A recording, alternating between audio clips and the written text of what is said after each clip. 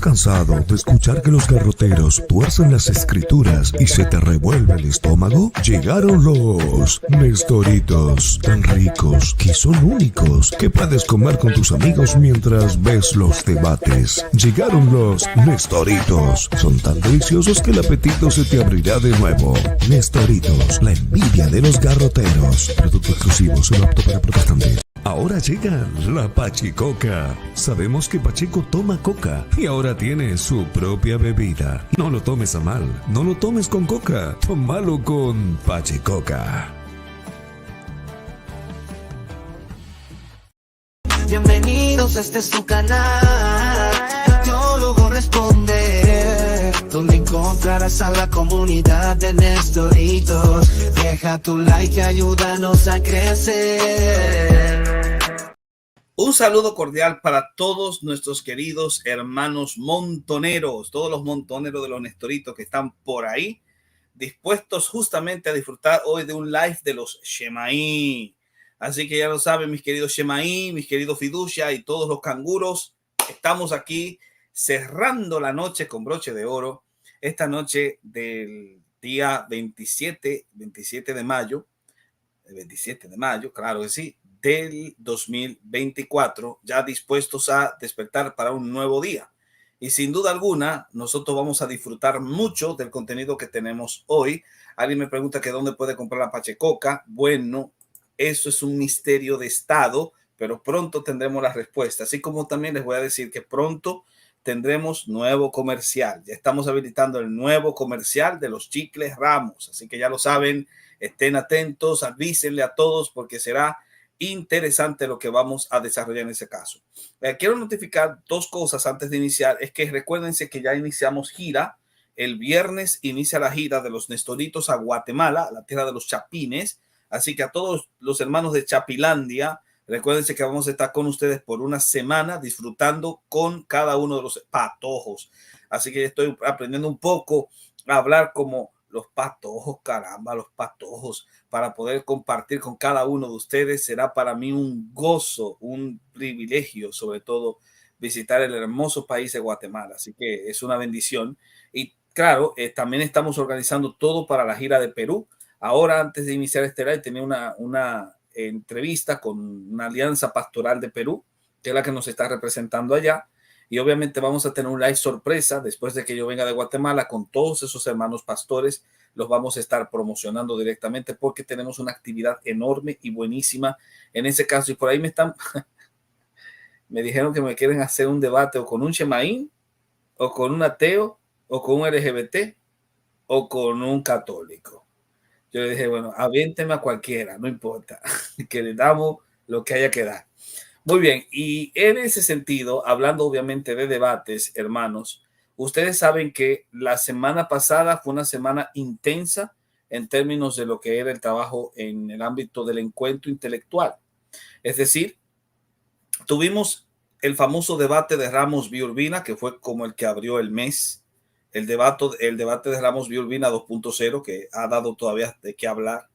Luego tuvimos también el debate entre Guido y Roper Calvo. Es un debate entre Guido y Max Roper, que sin duda alguna también ha dado mucho de qué hablar. Ya se dio recientemente, el día de ayer, el debate de Izquierdo, el día de ayer, sí, el debate de Izquierdo y Paco Serrano, más cariñosamente conocido como A Punta de Arena Te Bautizo. Y él estuvo debatiendo justamente sobre la Asunción y obviamente recibió una aplastada increíble por parte de Cristian Izquierdo. Y esta semana también se han habilitado dos debates, un debate de mi persona con un Shemaín en el canal de Carlos Veloz y el debate del hermano Steven con un unicitario el viernes. Sin embargo, de todos esos debates hubo uno muy importante que se dio, si mal no recuerdo, después lo vamos a aclarar, el 14 de mayo, en el contexto del Congreso contra los Judaizantes, organizado por el equipo de Teología Paulina, que está encabezado por el pastor José Carlos Alpizar. Bueno, se dio un debate entre el pastor José Carlos y Carlos Rabat, que si no lo saben, Carlos Rabat es un pastor de la línea de las raíces hebreas, que tiene un canal muy grande. De hecho, tiene una plataforma muy, muy buena, es tipo Plasencia, pero una plataforma enorme. Y obviamente el tema que trataron fue el tema del Shabbat. Debo decirles, sin duda alguna, que ver al pastor José Carlos en acción es hermoso. Y yo sé que los hermanos que van a estar conmigo trabajando esta parte pueden coincidir en que realmente nos gustó la manera como el pastor José Carlos debate. De hecho, creo que yo aprendí algo. Debo decir que honestamente, aprendí algo muy bueno y voy a ver si lo puedo explicar en un próximo debate. Pero para poder charlar sobre este tema, necesito a colaboradores, a grandes colegas. Y tengo un colega que es el que aparece en la portada. Mi querido Apo Loco, Dios te bendiga, Jotam. ¿Cómo estás? Dios te bendiga a ti, Néstor. ¿Cómo te encuentras? Estamos muy bien, gracias a Dios. Y ahora con la gente que se está conectando mucho más para disfrutar, a pesar de la hora, disfrutar de este interesante encuentro. No sé, ¿qué expectativas tienes? Oye, me estaba riendo ahora mismo con lo que dijiste de Punta de Arena. Dios mío. Mira, pensaba que tenía el micrófono abierto porque mire, iba a asustarte yo con la risa mía. Buenísimo. Qué bien, qué bien. Por cierto, quiero aprovechar para saludar a todos los que nos están viendo, a mi querida Jessie Prado desde Bolivia, la voz femenina en acción, a mi querida Arlina, a todos los moderadores que están con nosotros, a los creadores de contenido, ya saben, sigan rompiendo el botón de me gusta porque vamos a llegar a muchas más personas. Hay otro hermano que está por acompañarnos acá, junto con el pastor José Carlos. Hay otro hermano que no necesita presentación porque este hermano es muy querido. Debo decir que es muy querido y sin duda alguna yo lo quiero mucho. Lo veo siempre como, ya no voy a decir que es como mi hijo, claro que no, porque yo soy joven, pero sí es un hijo espiritual, lo quiero muchísimo, así como quiero a esa hermosa de Paola que está ahí. Entonces, mi querido Juanji, Dios te bendiga, ¿cómo estás, Juanji? ¿Cómo estás? Shalom Ubraja, Shalom Ubraja. Ibrahim,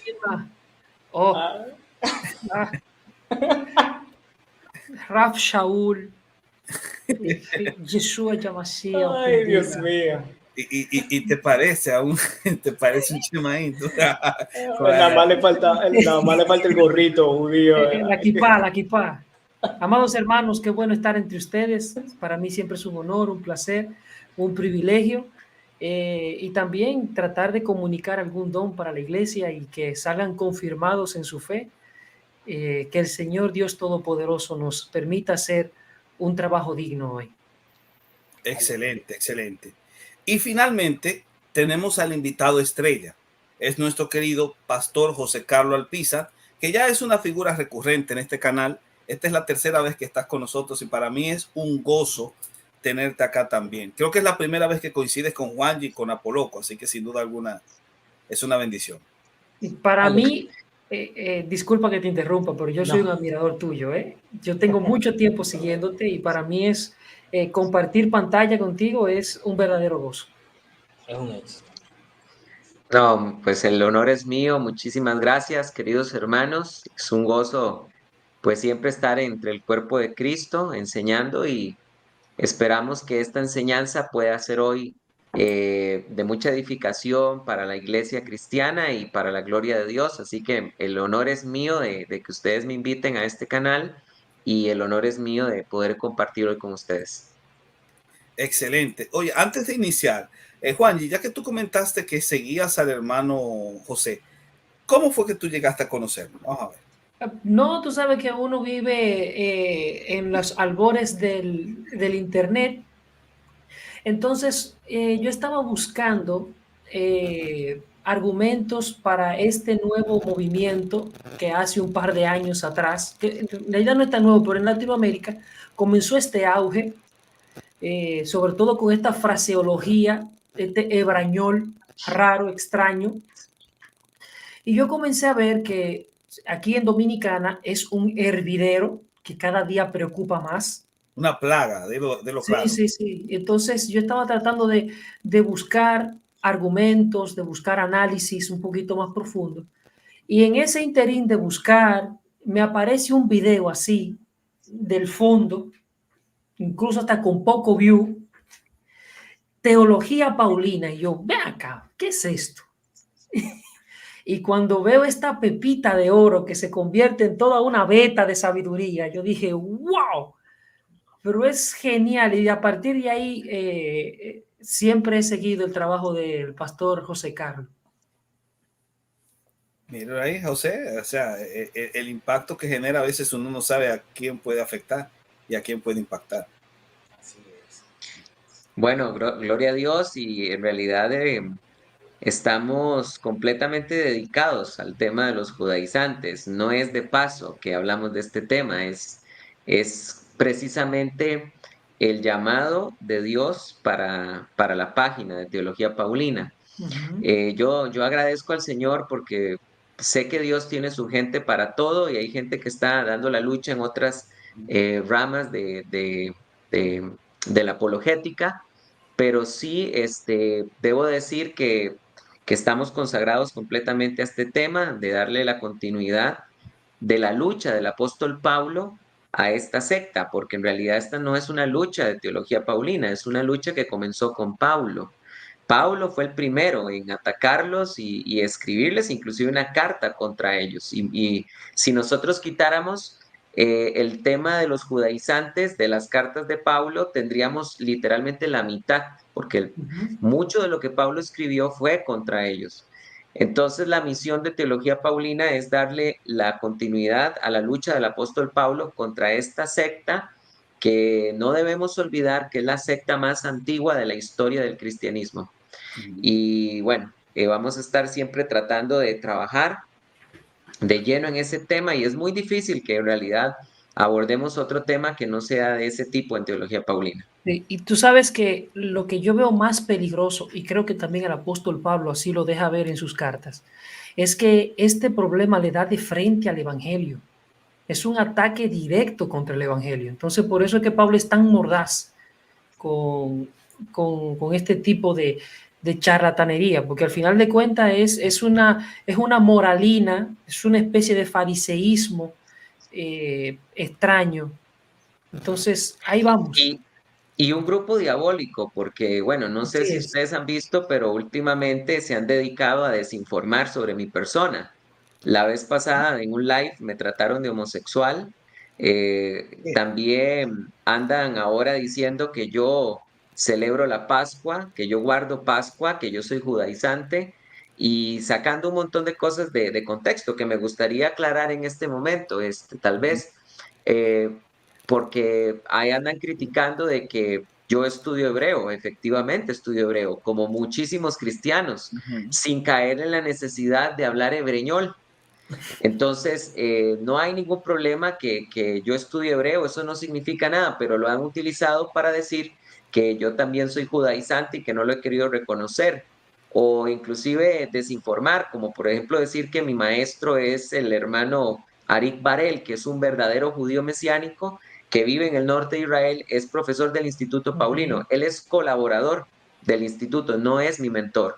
Entonces, así podría mencionar un montón de cosas más que están diciendo, o como por ejemplo que yo guardo la Pascua, que yo guardo las 7 fiestas, y los he escuchado diciendo que dicen que yo guardo Shabbat.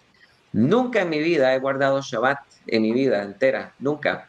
Lo más que he hecho es asistir a algunas reuniones de judíos que me han invitado en Shabbat, pero he ido por precisamente como Pablo lo hacía, me he hecho judío con los judíos para alcanzar a los judíos, y gentil, como si no tuviera ley, dice Pablo, aunque yo estoy bajo la ley, no la ley mosaica, sino la de La ley Cristo. de Cristo. Entonces, todas estas cosas, a mí lo único que me confirman es que toda esta gente es un montón de charlatanes, porque uno de los 10 mandamientos es no darás falso testimonio.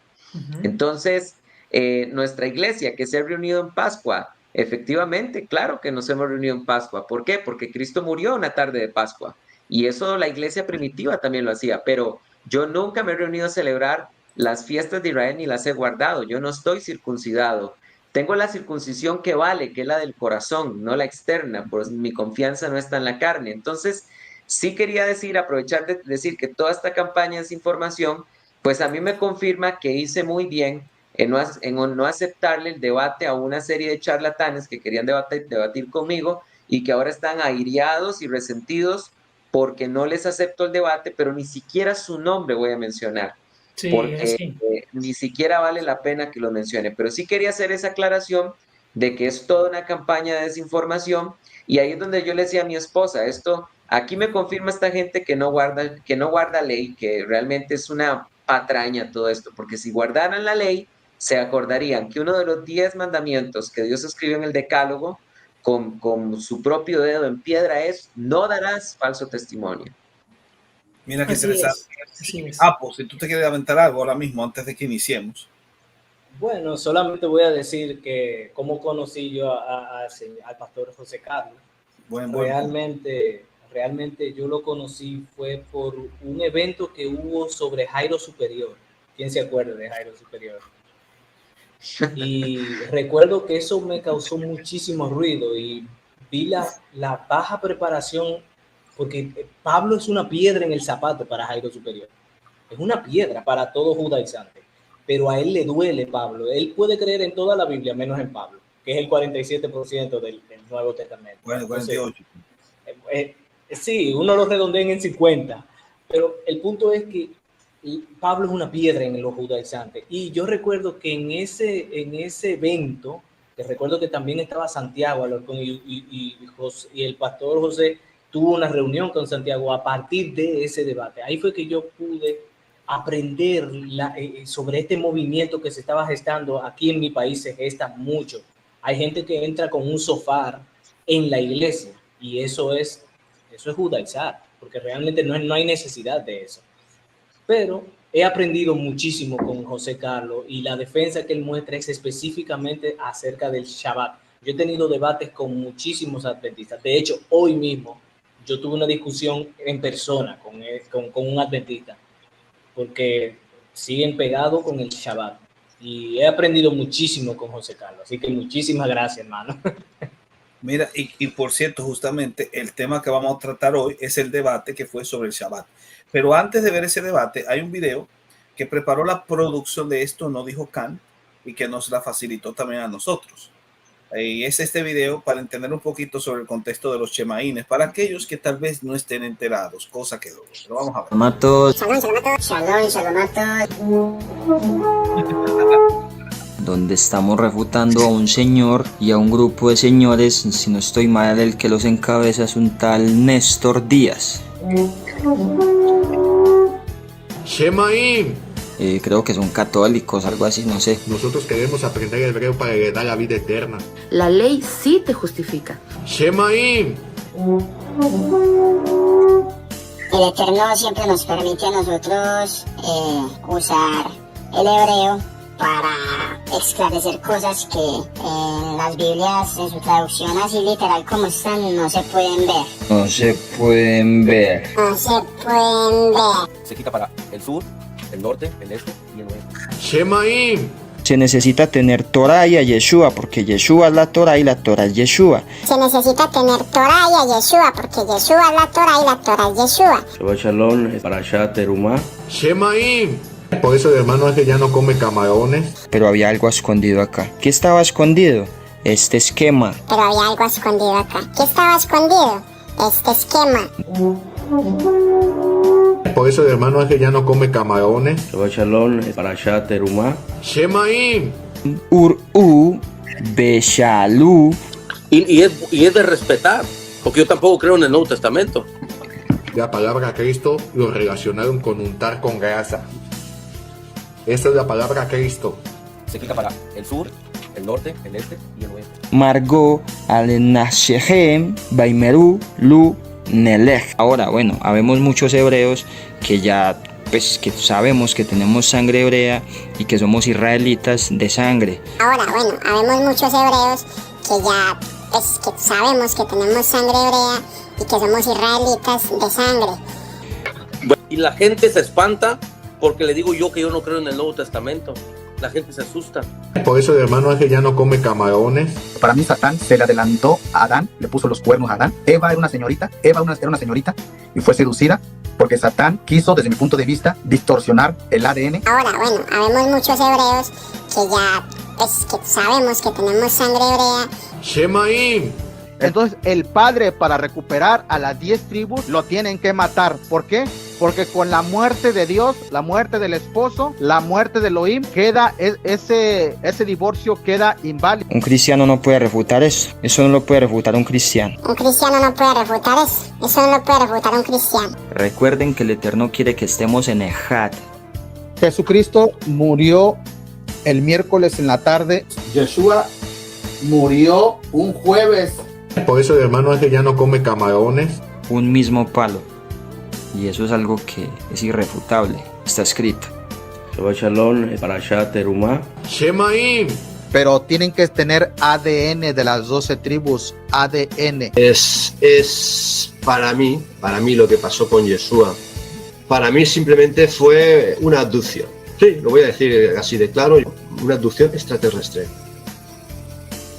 Yo soy capaz de agarrar el estiércol de vaca y hasta untármelo de la cara. Ese estiércol es limpio, no huele a nada, mis amados hermanos. Tú eres colombiana y lo que te corre en esa sangre es Colombia. Así que no te equivoques. Y esto es un programa en español. Si no hablas español, en la próxima palabra te largas. ¿Me entendiste? Si no hablas español, te largas.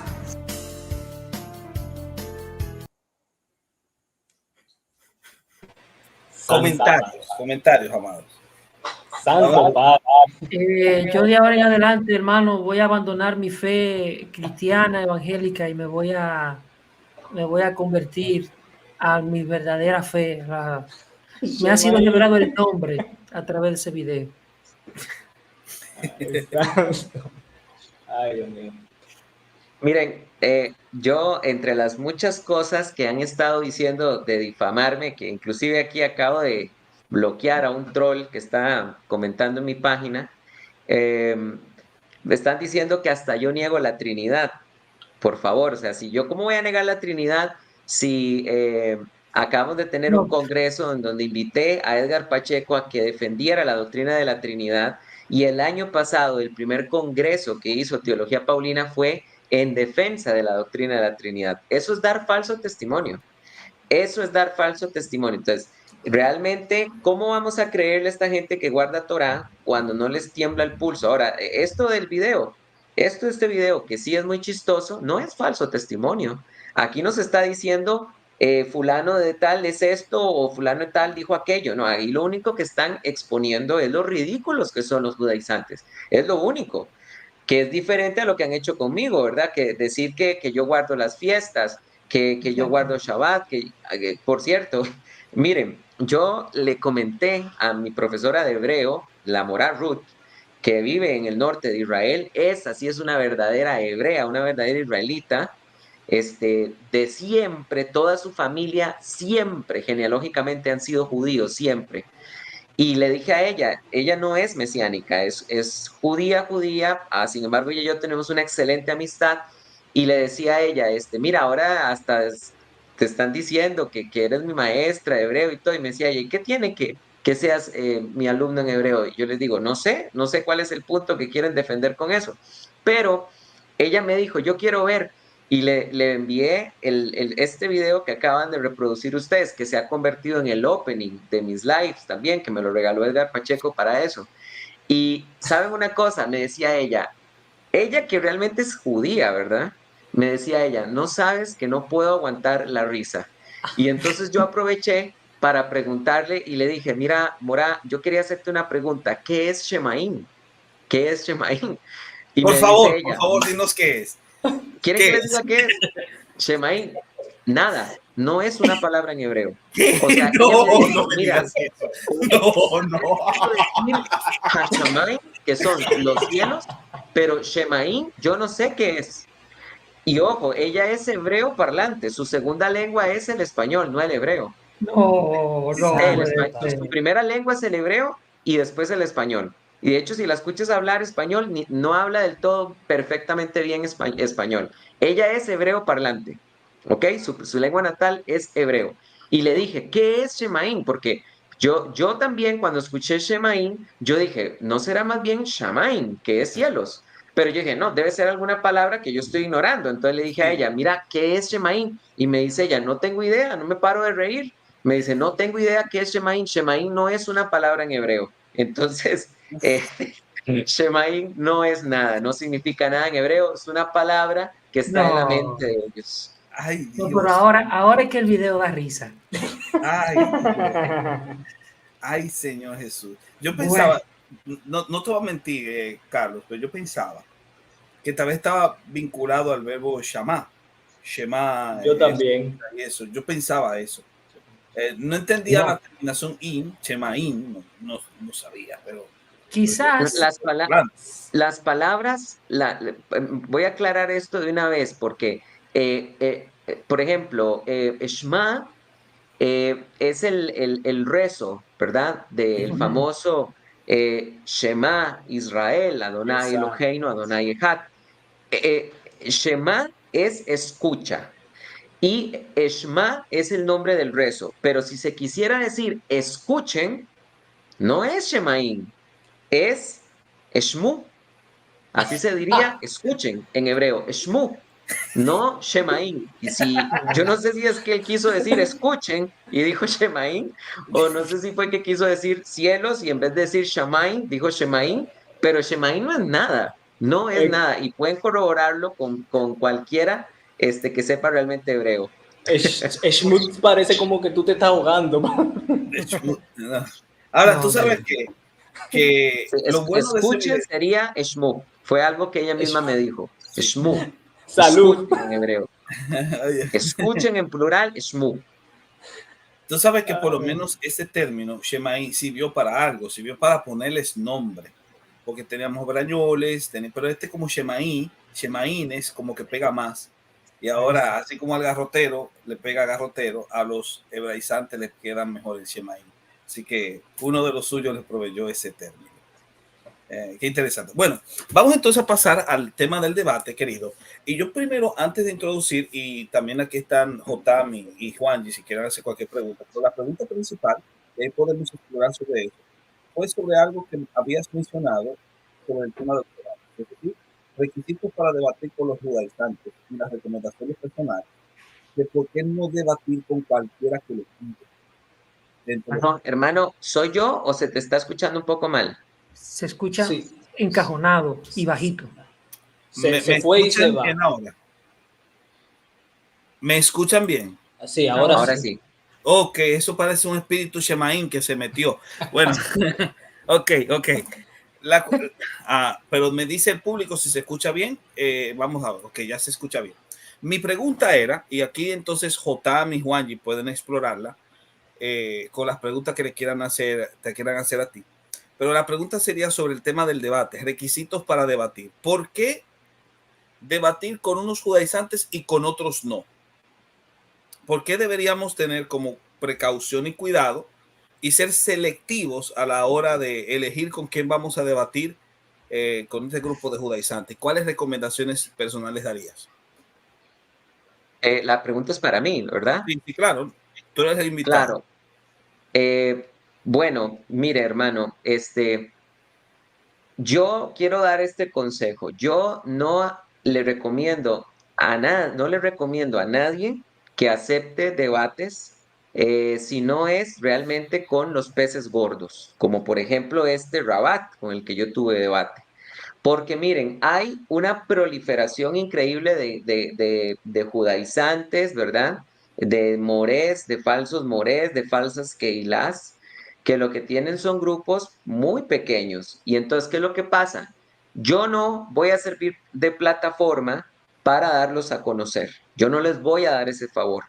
Yo estoy dispuesto, a mí me pueden invitar hermanos en Cristo con un canal de 25 miembros y yo acepto, si estamos entre hermanos en Cristo. Pero yo no le voy a aceptar debates, primero a charlatanes, mucho menos a gente que difama. Por ejemplo, ahí me tomaron una foto con una botella de vino y de ahí pusieron que es que yo condeno a la gente que toma vino. Por Dios, nunca he dicho una cosa así. Y yo no voy a aceptar debates de ese tipo de personas. ¿Por qué? Porque yo no voy a servirles de trampolín para que su canal se dé a conocer entre ellos mismos. Entonces, mira, hay muchas personas que a mí me han atacado y me han dicho, respóndeles. Y y yo no les respondo. ¿Por qué? Porque son personas que tienen canales muy pequeños y con el tiempo se va a tener que cansar, porque me puede tirar y tirar y tirar, pero si yo no le respondo, hay un dicho que dice que para que haya un pleito se necesitan dos.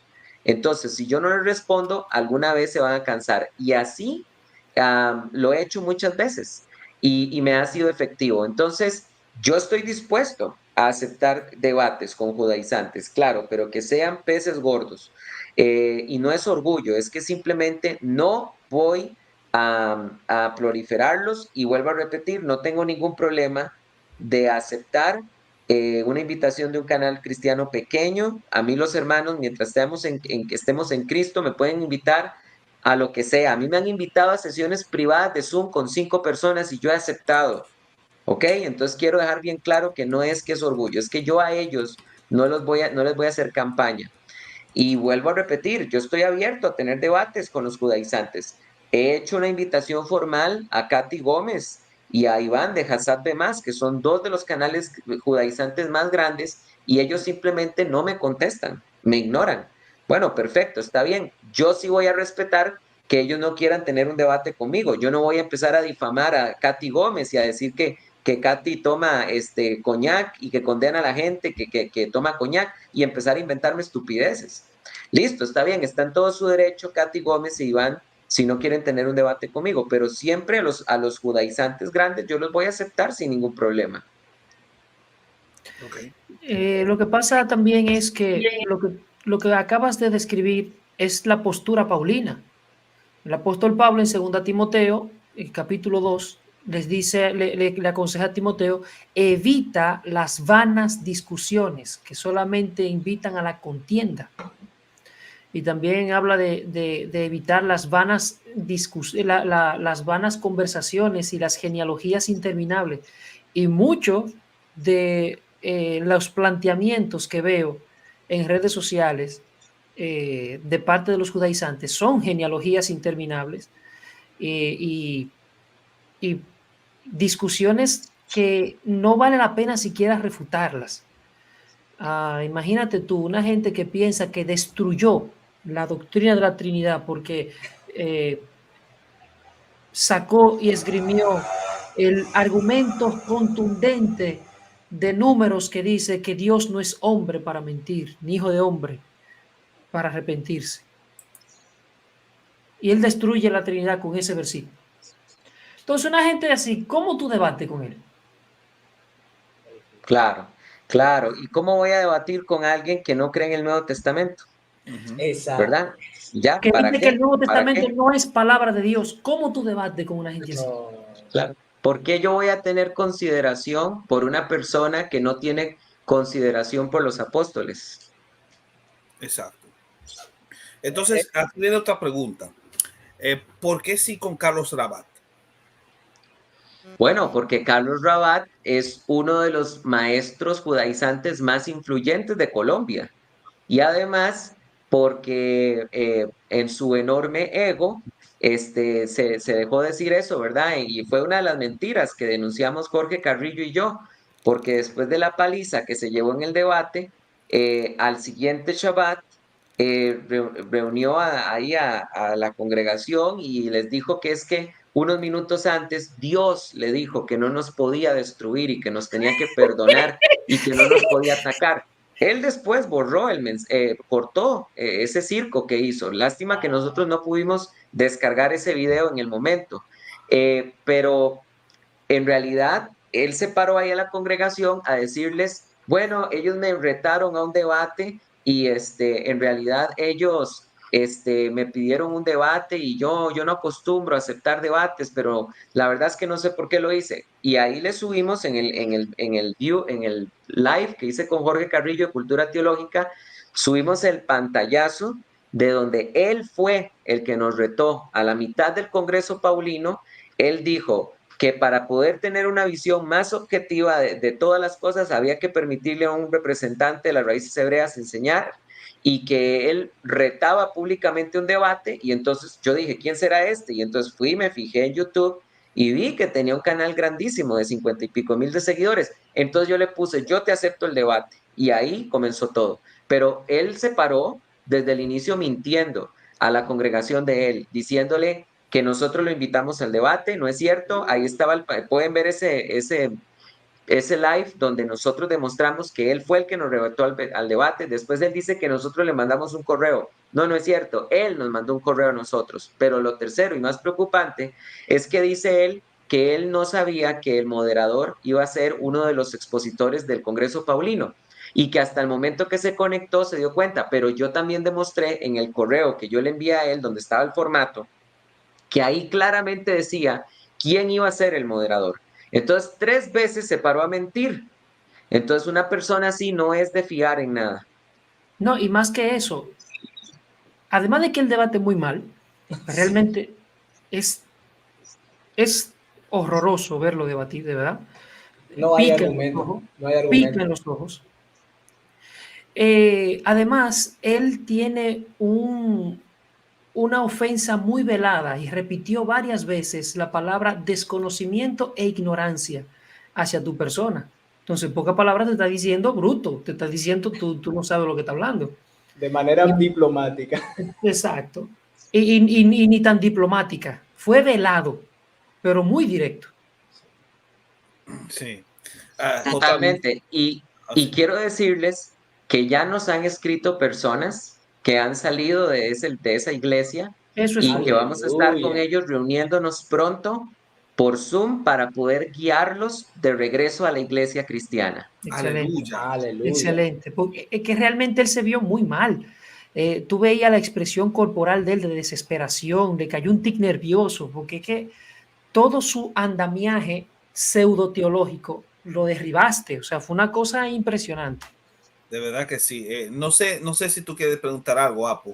Sí, yo quería preguntar, hubo algo que en el debate me causó mucho ruido, que él lo repitió varias veces, y a mí eso me dejó, yo dije, pero ¿cuál es la necesidad de decir eso? Que era cuando él decía sobre los gentiles que eran inferiores, que los gentiles son inferiores, y nosotros los judíos somos superiores espiritualmente. Eso me causó muchísimo ruido, porque si leemos Gálatas 3:28, el mismo apóstol Pablo dice, ya no hay judío ni gentil, o sea, todos somos unos en Cristo. Entonces, eso me causó mucho ruido y realmente no vi que tú salieras contraargumentando eso, porque creo que no viste la necesidad de contraargumentar eso, porque es una opinión de él. Pero yo quiero saber por qué él dice eso, por qué dice que los gentiles son inferiores. O sea... Bueno, es importante recordar que el término gentil, el movimiento de raíces hebreas, mal llamado movimiento de raíces hebreas, no son otra cosa más que judaizantes, estiran a su conveniencia el término gentil, porque cuando les conviene, el gentil es gentil, y cuando no les conviene, el gentil son las ovejas perdidas de la casa de Israel. Voy a dar un ejemplo. Si yo le dije a Rabat, yo le mencioné este pasaje y otro padrino judaizante que yo tuve una vez un debate, le cité este pasaje, donde Pablo dice lo siguiente en Romanos 16, voy a leer desde el 3 para que se entienda. Saludad a Prisca y Aquila, Romanos 16:3. A quienes arriesgaron su propio cuello por mi vida, a los cuales no solo yo doy gracias, sino también todas las iglesias de los gentiles. Aquí se está hablando de una iglesia, de iglesias de gentiles, pero el movimiento de raíces hebreas sataniza la palabra gentil y enseñan que el gentil no es gentil, y lo pueden enseñar a través de 2 maneras. Uno es a través de la pseudohistoria de que los gentiles somos las ovejas perdidas de la casa de Israel, lo cual no es cierto, porque si fuera así, en Mateo capítulo 10, versículo 5, Cristo hubiera reconocido a los samaritanos como ovejas perdidas de la casa de Israel, porque el pueblo samaritano era un mestizaje entre Israel del norte, Israel del sur y gentiles. No había un pueblo más emparentado genéticamente con Israel que los samaritanos. El mismo Flavio Josefo dice, los samaritanos son versátiles, pues cuando les va bien, dicen que son parientes nuestros y que son descendientes de José, mas cuando a los judíos les van mal, se consideran domiciliados en esta tierra. Entonces, Cristo dice en Mateo capítulo 10, versículo 5, no vayan donde los gentiles, ni entren a ciudad de samaritanos, sino id a las ovejas perdidas de la casa de Israel. Entonces, no es cierto que los gentiles somos las ovejas perdidas de la casa de Israel. Eso es un genocidio étnico, porque si todos aceptáramos esa teoría y todos resulta que somos las ovejas perdidas de la casa de Israel, ¿cómo hacemos después para reconocer un auténtico israelita? No, es un genocidio étnico. Y al mismo tiempo limita la redención a un elemento genealógico, porque aquellos que creen en el Mesías son aquellos que tienen sangre judía. Claro. Según y la ahí teoría. se pasan por encima lo que dice Juan, que dice que los hijos de Dios no son nacidos de carne ni de voluntad de hombre ni de sangre, sino de voluntad de Dios. Entonces, aquí se ve cómo ellos, gentiles, no les conviene que haya iglesias de gentiles. Entonces aquí dicen, no, es que aquí estos gentiles son las ovejas perdidas de la casa de Israel. Pero cuando para ellos gentiles sí es importante, para cuando ellos, la palabra gentil sí es gentil, cuando les conviene, ¿verdad? Por ejemplo, cuando dice la Biblia en Jeremías 31, 31 y 34, que habla del nuevo pacto. Ahí dice, haré un nuevo pacto con la casa de Israel y con la casa de Judá. Y ustedes escucharán a los judaizantes diciendo, no hay pacto para los gentiles. Pero espérate un momento, no es que las tribus del norte somos nosotros los gentiles.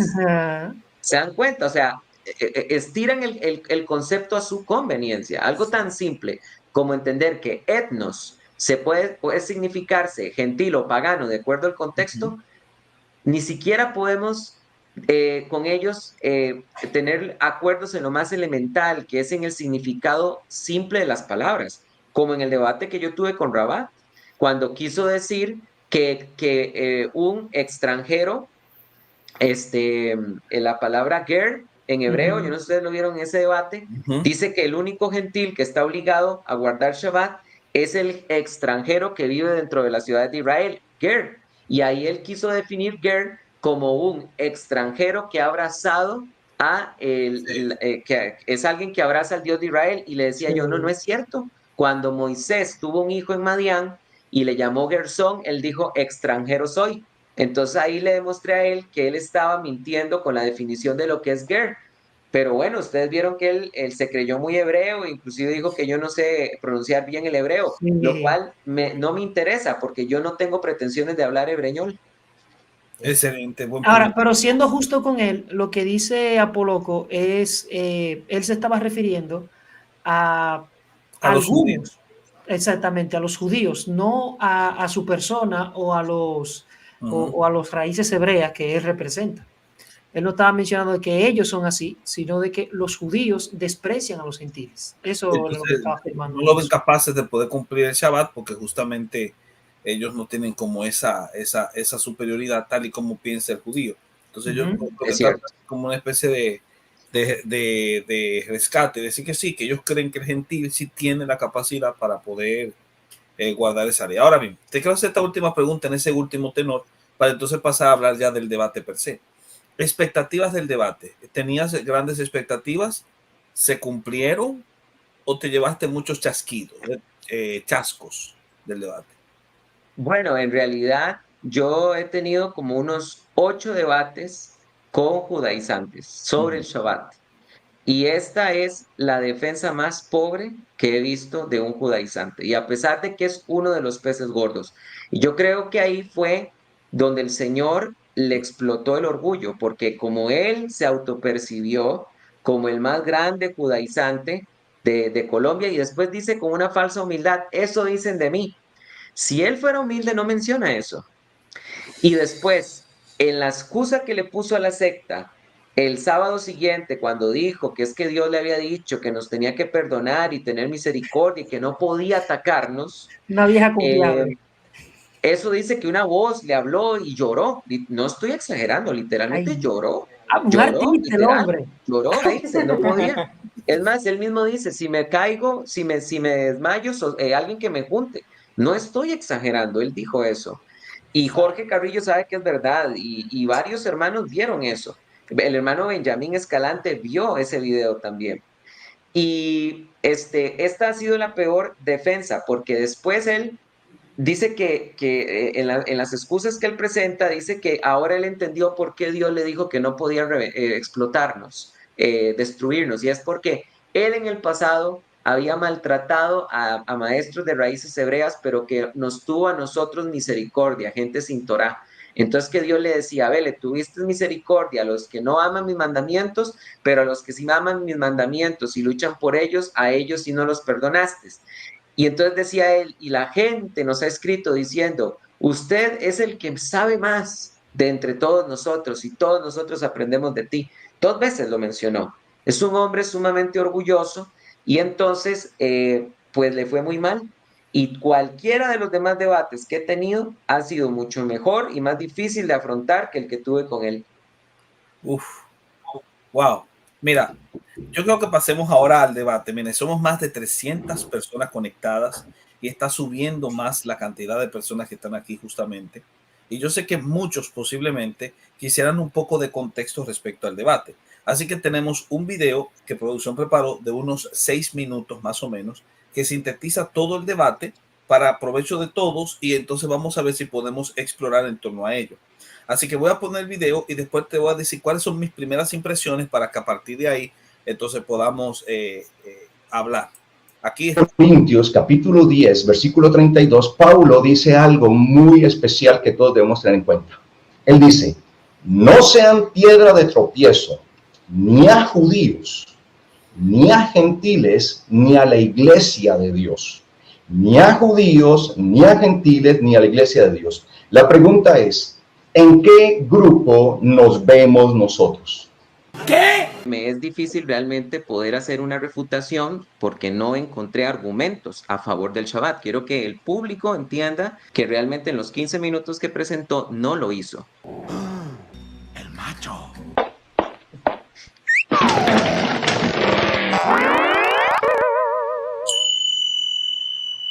Round 1. Fight. En realidad, la palabra judaizar se define como practicar la religión judía. ¿Seguro? Porque judaizar es a tomar lo que enseña el judaísmo. No es verdad que judaizar se está refiriendo al judaísmo moderno y se está refiriendo en la Biblia judaizar a mandamientos alágicos. Cuando se dice que alguien está judaizando por enseñar la Torá, es un error. Realmente se está judaizando cuando se toma lo que enseña el judaísmo. Es importante comprender que judaizar viene de la palabra hebrea Yaat, que aparece por primera vez en Esther capítulo 8 versículo 17. La definición que nos quiso dar Carlos es que judaizar es enseñar mandamientos alágicos, es enseñar mandamientos de tradiciones de hombres, mandamientos rabínicos, pero no la ley mosaica. No es cierto. ¡Qué pro! Round 2. Fight. ¿Dónde estamos? ¿En qué grupo? ¿Gentiles, judíos o iglesia? José Carlos tiene que definirse si él es gentil, si él es judío o si es iglesia de Dios. Yo soy parte de la iglesia de Cristo, que es el cuerpo místico de Cristo, conformado por judíos que creen en el Mesías y los gentiles que creemos en el Mesías, pero no he dejado de ser gentil. Soy cristiano gentil.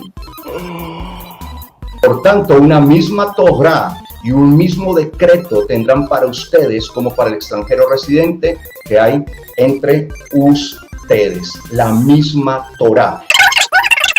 Parece mentira que muchos ignoran que estamos en la economía del nuevo pacto. Eso quiero dejarlo bien claro en este debate. Estamos en la economía del nuevo pacto, no en tiempos del antiguo pacto. Es importante entender que Jesucristo nos enseñó que la ley mosaica no iba a ser para siempre.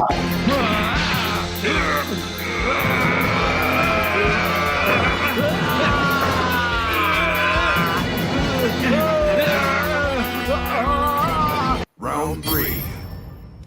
Fight. El Shabbat ha quedado reservado para el pueblo de Dios. No se les olvide que en la nueva alianza no solo tiene un mejor sacerdote y un mejor sacrificio y una mejor ley, sino que se ha entregado un mejor reposo. y ese reposo es Jesucristo. Y por eso es que a pesar de que Israel guardaba el Shabbat, Cristo dijo: vengan a mí los que están cargados y cansados y yo os haré descansar. Este es el reposo del nuevo pacto, no es el reposo del viejo. Que no sé por qué siempre tienen que mostrar como si hubieran dos tipos de leyes, una para el extranjero y una para el natural. Entonces el natural se comportaba como eso, la misma Torah tendrán para el natural como para el extranjero. ¿Cuál es el gentil que tiene que guardar Shabbat? El ger era el hombre extranjero que se abrazaba a la fe del Dios de Israel. No es verdad que un ger es un extranjero que abraza la fe del Dios de Israel, porque te recuerdo que cuando Moisés tuvo un hijo en tierra de Madián y su hijo lo llamó Gersón, ¿qué dijo él?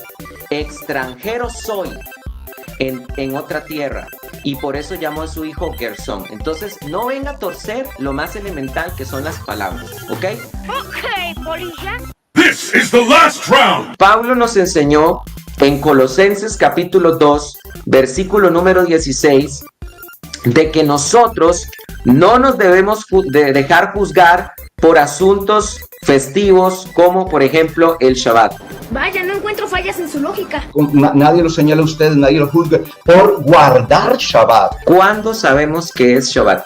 El calendario que nosotros tenemos precisamente es un calendario que está basado en 7 días. Ese calendario viene heredado precisamente del pueblo hebreo. El calendario empieza en la noche, el día empieza al anochecer. Va desde un anochecer hasta el otro anochecer. Es de Shabbat en Shabbat. Me colgué. Bueno, es que con esa respuesta no sabría entonces cuándo es séptimo día, porque la Biblia sí deja claro cuándo debemos saber cuándo es séptimo día. Dice la Biblia lo siguiente en Éxodo capítulo 40, versículo 2. En el día 1 del mes primero, en el novilunio, harás erigir la tienda de reunión. En hebreo, Ben Yom HaJodesh, Harishon, Behat HaJodesh. Aquí se nos está diciendo que día 1 es cuando es el novilunio. Es la luna nueva la que nos permite saber cuándo es día 1, día 2, día 3 y de esa manera saber cuándo es séptimo día y cuándo se tiene que guardar Shabbat. ¿Por qué lo digo? Porque tú guardas el Shabbat los viernes y déjame decirte que Shabbat no siempre cae viernes porque nosotros tenemos un calendario solar y otra cosa es el calendario lunar. La Biblia aquí lo dice, ¿cuándo es día 1? En el día 1 del novilunio. Es en el novilunio que empieza el mes, la cabeza del mes, y empieza el conteo de los días para saber cuándo es Shabbat. No viernes, como lo haces tú, por sentido común. Ya que los judíos utilizan un calendario lunar, mientras en Occidente nos valemos de uno solar. Por obvias razones astronómicas hay diferencia entre ambos calendarios, puesto que no es lo mismo cuando la Tierra le da la vuelta al Sol a que cuando la Luna lo hace alrededor de la Tierra. Y por otra parte, no es verdad que nosotros heredamos el calendario de la semana de 7 días de los hebreos. Es por una razón astronómica.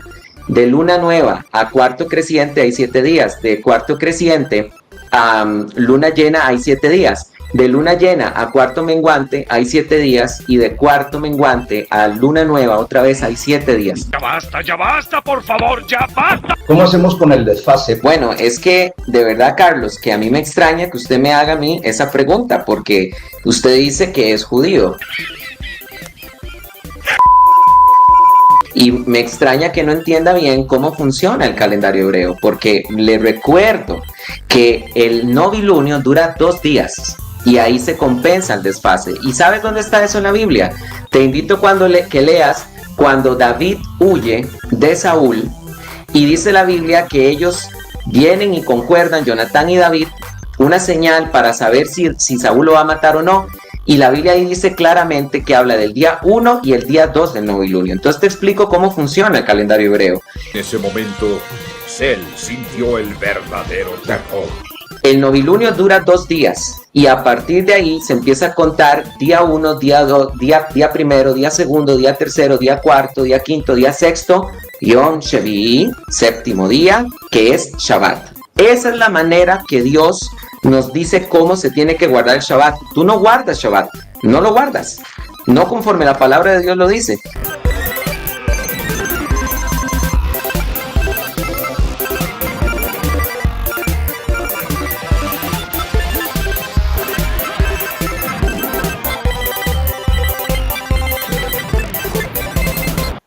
¡Momento! ¿Seguro que así funciona la cosa?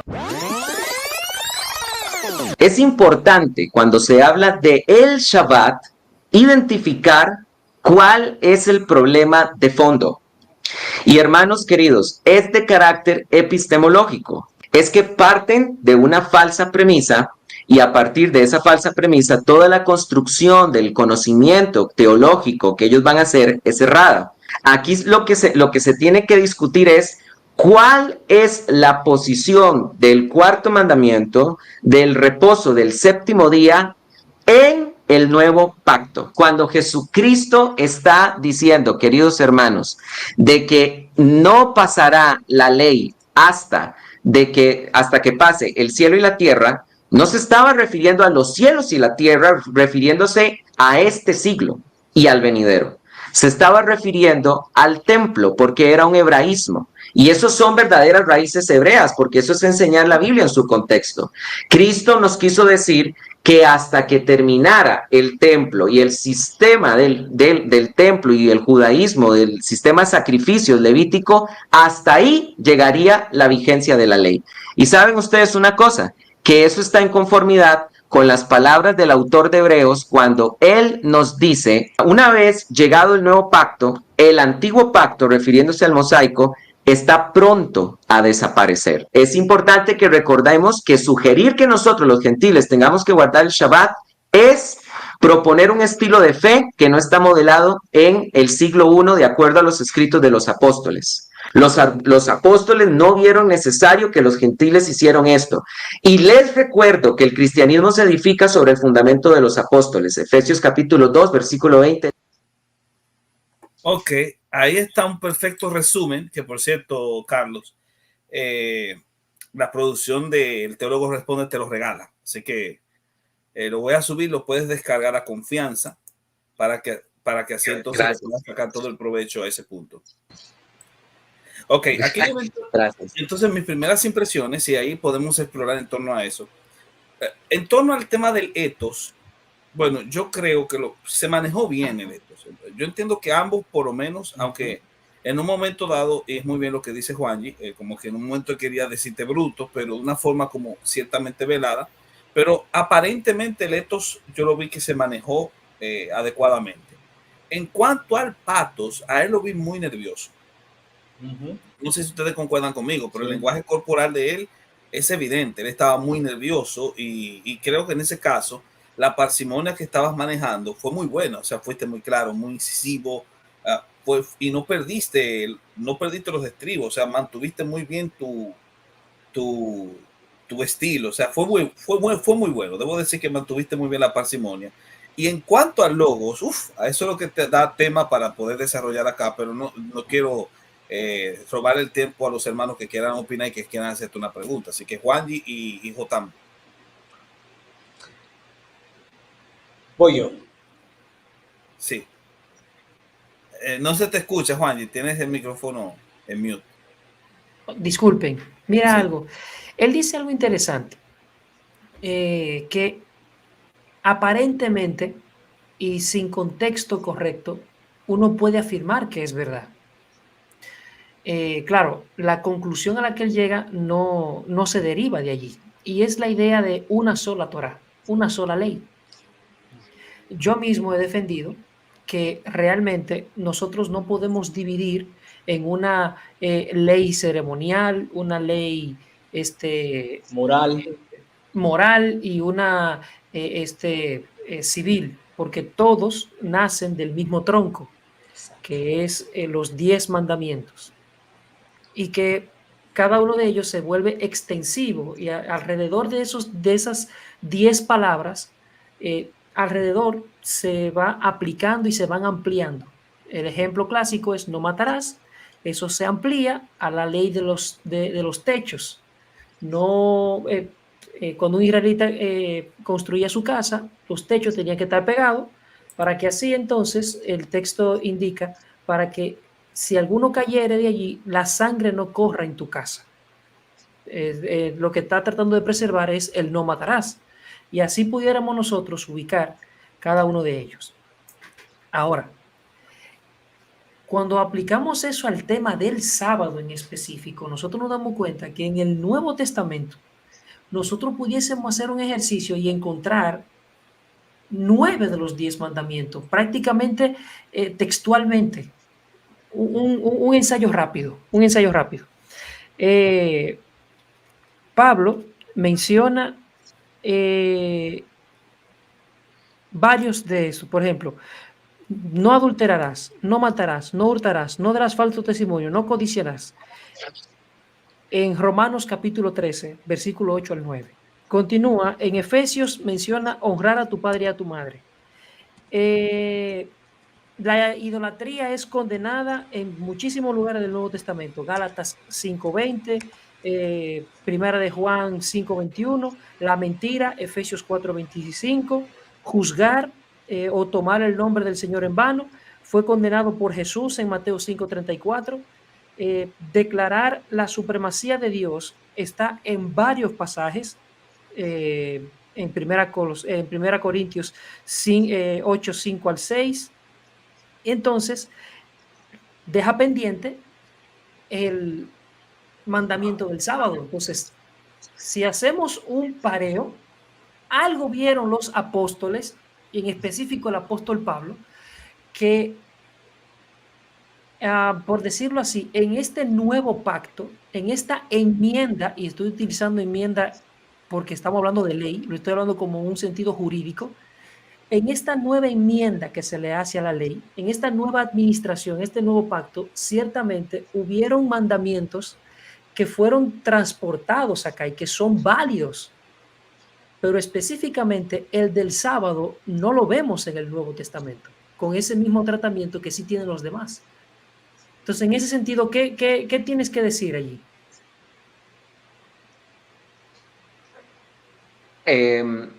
Perdón, es para mí el comentario. Sí, para que respondas.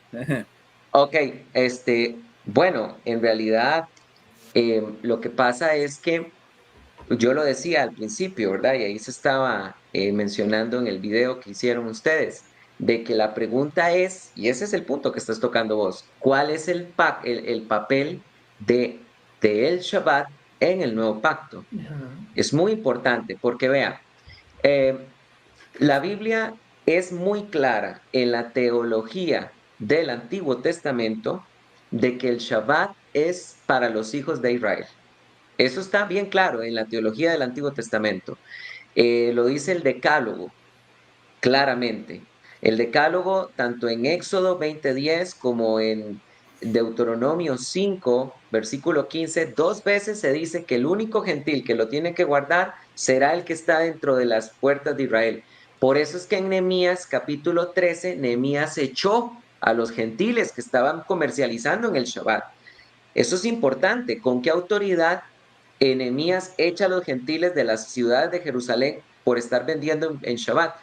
Con la autoridad del Decálogo, que dice que si un gentil quiere habitar entre ellos, tiene que someterse y guardarlo. Pero la teología del Antiguo Testamento es más que clara de que el Shabbat es exclusivo para Israel. Por ejemplo, él habló ahí del principio de causalidad y le salió el tiro por la culata, porque en realidad yo le decía a él que, bueno, ahí se dice 6 días trabajarás, pero en realidad a Israel se le está dando ese mandamiento semanal para que no olvide, para que no caiga en la idolatría con la que estuvo 430 años en Egipto. Y también Deuteronomio dice que Dios les entrega el Shabbat para que no olviden de que ellos habían salido de Israel, de Egipto con poder. Entonces, toda la teología del Antiguo Testamento es clara en que el Shabbat es para los hijos de Israel. Ellos tratan de utilizar Isaías 56, Isaías 66 para decir que no, que aquí también se están tomando en cuenta los gentiles. Muy simple. Isaías no puede anular a Moisés. Es importante recordar que en el Tanaj, en el Antiguo Testamento, los profetas giran alrededor de la ley, no la ley alrededor de los profetas. Entonces, Isaías no puede venir y anular lo que está diciendo Moisés. Otro momento podríamos explicar qué quiere decir Isaías 56 y 66, que ellos utilizan para tratar de anular este asunto. Y es que Moisés es claro en para quién es el Shabbat. Entonces, ¿cuál es mi punto? Si el Antiguo Testamento es claro para quién es el Shabbat, si nosotros esperamos que ahora en el nuevo pacto los gentiles se tengan que incorporar también a este pacto, era necesario que los apóstoles lo dijeran. ¿Se entiende? Pero ¿qué es lo que pasa? Que en el Nuevo Testamento no se discute el tema. En el Nuevo Testamento no se nos explica de que ahora también los gentiles se van a incorporar a esto. Entonces, el Shabbat, ¿qué le pasa al Shabbat en el nuevo pacto? Nada, no le pasa nada. Los hijos de Israel lo seguirán guardando porque, vuelvo a mencionar, para ellos es importante para no caer en idolatría, pues son un pueblo propenso de la idolatría y para que no olviden que Dios los sacó de Egipto. Pero como al Shabbat no le pasó nada, porque ningún apóstol le explicó nada con respecto al Shabbat, no hay un cambio. Entonces, los gentiles no han sido incorporados porque los apóstoles nunca lo mencionaron. ¿Se entiende? Así es. Totalmente. O sea, es como si los judíos no dejan de guardar el sábado, pero los gentiles no tienen la obligación de guardarlo. O sea, el mismo apóstol Pablo lo dice en Romanos.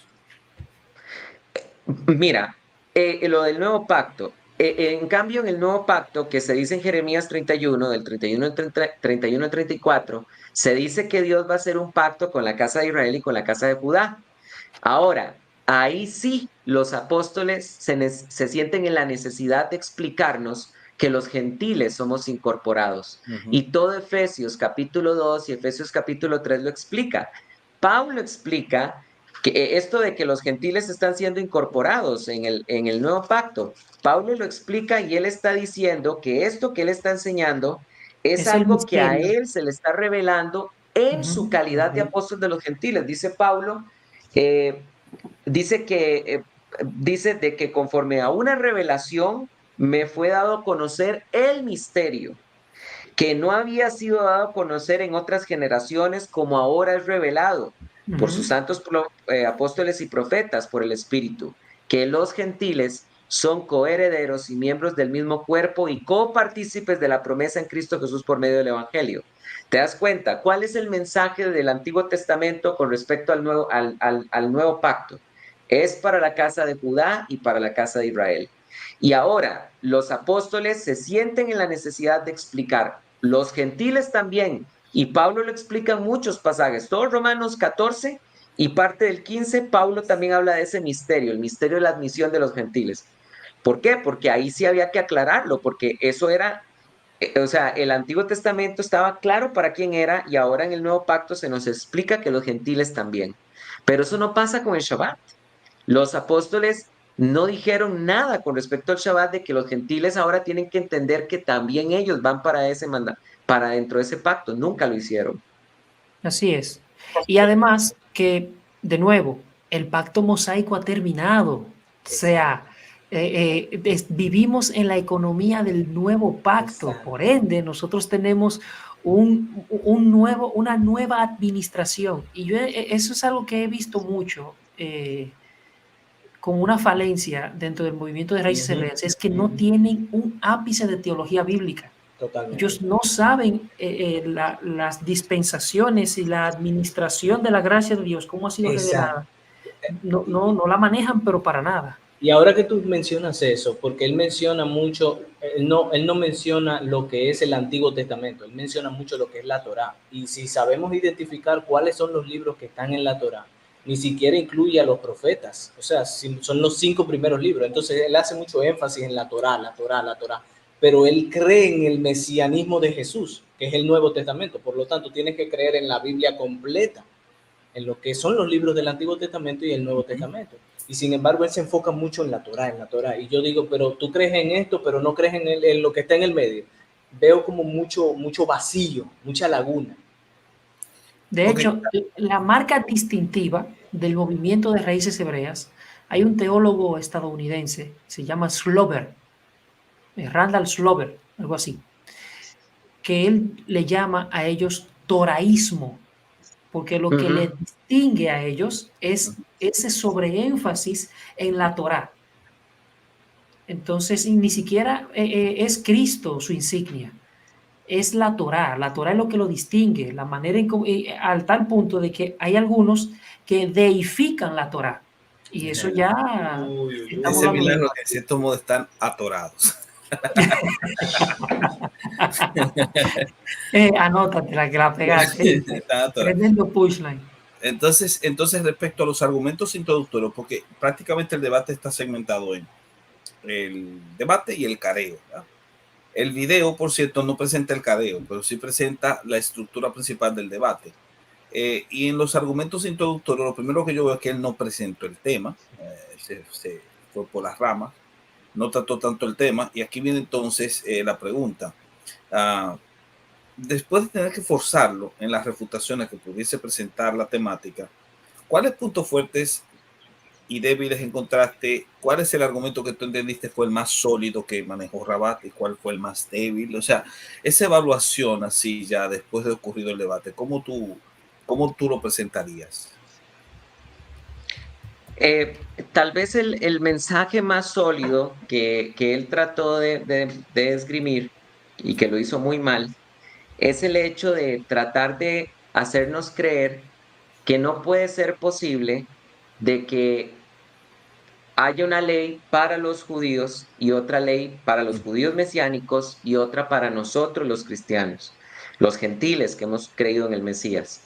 Porque yo sé que muchos hermanos no están de acuerdo conmigo en esto, pero yo lo dije ahorita, yo creo que el Shabbat, séptimo día, sigue vigente para los hijos de Israel.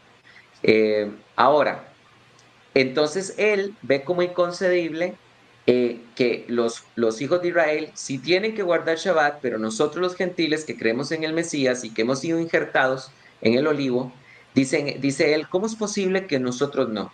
Entonces, bueno, nosotros, porque según él es judío, ¿verdad? Según él, cosa que yo pondría bajo mucha tela de duda. Pero, hermanos, es que eso es lo que vemos.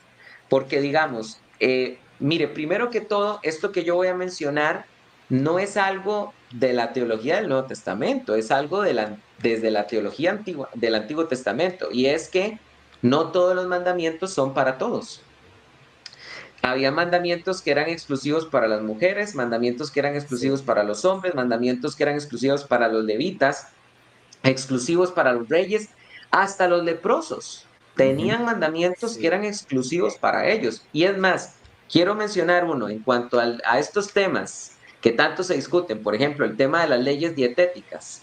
Hasta la misma Torá, en cuanto a las leyes dietéticas, reconoce que hay alimentos que los gentiles sí podían comer, que los hijos de Israel no.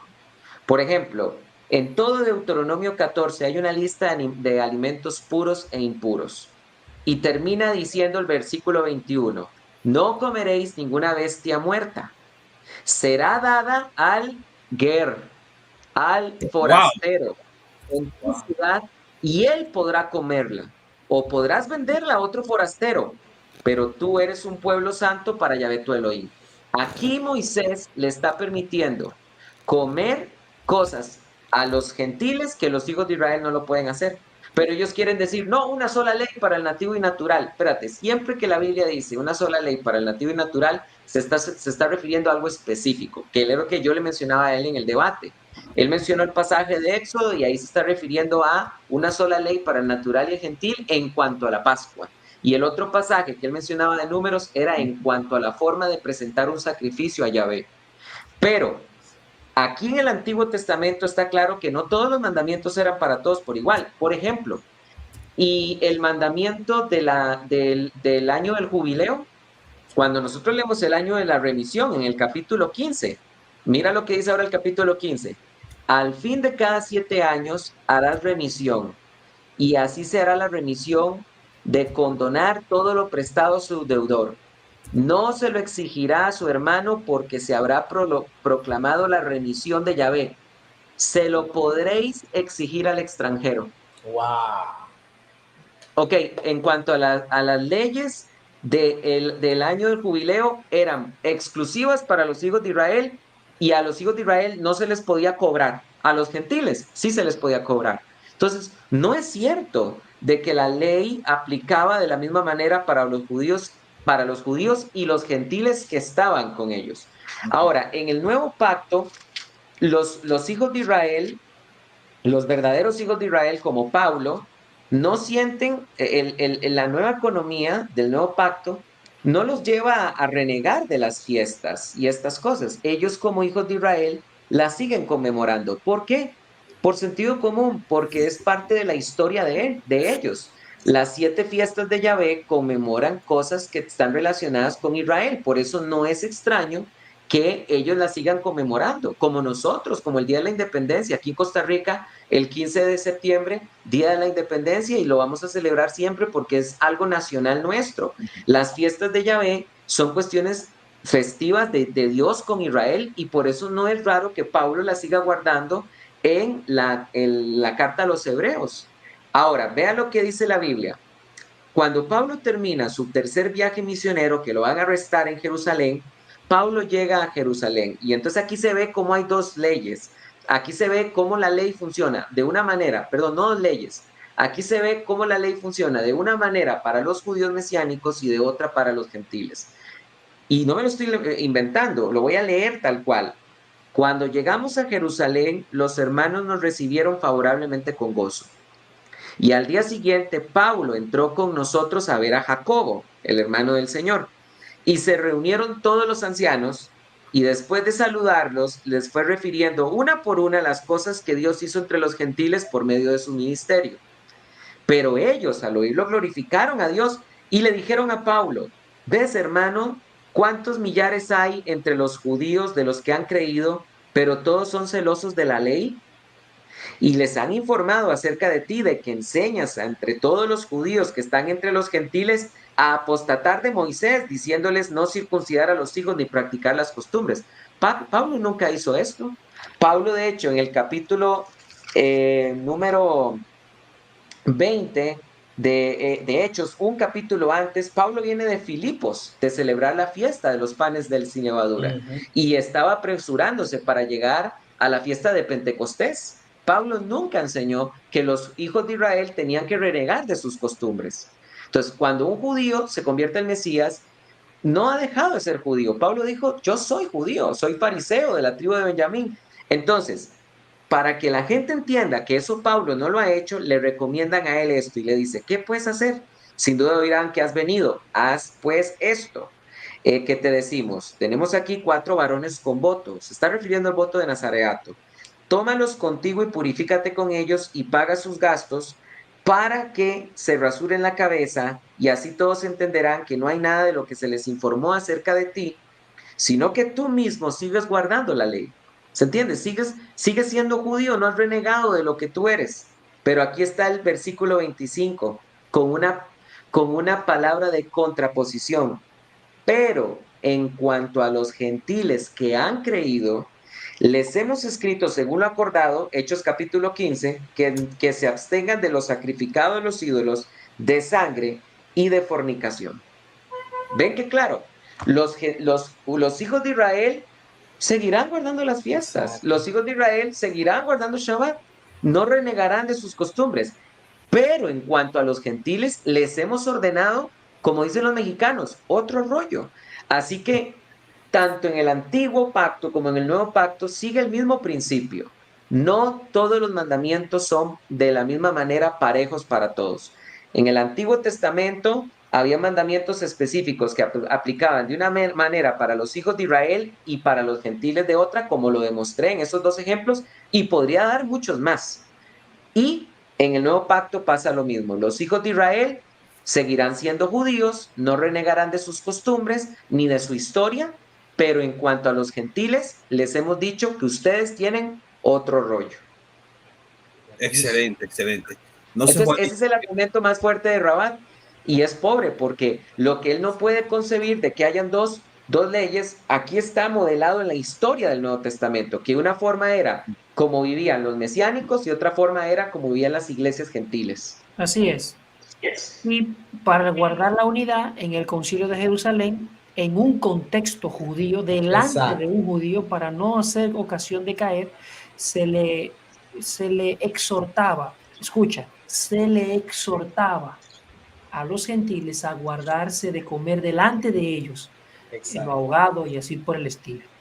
Sí, mira, Ese punto es muy interesante. Ahora, el argumento más débil. No, por Dios. Bueno, el además argumento desde más que inició débil, hasta que terminó. No, hubo una ocasión donde él comparó a Israel, definiendo el término de Israel con la iglesia ya triunfante y lo que es la iglesia en el cristianismo ahora mismo.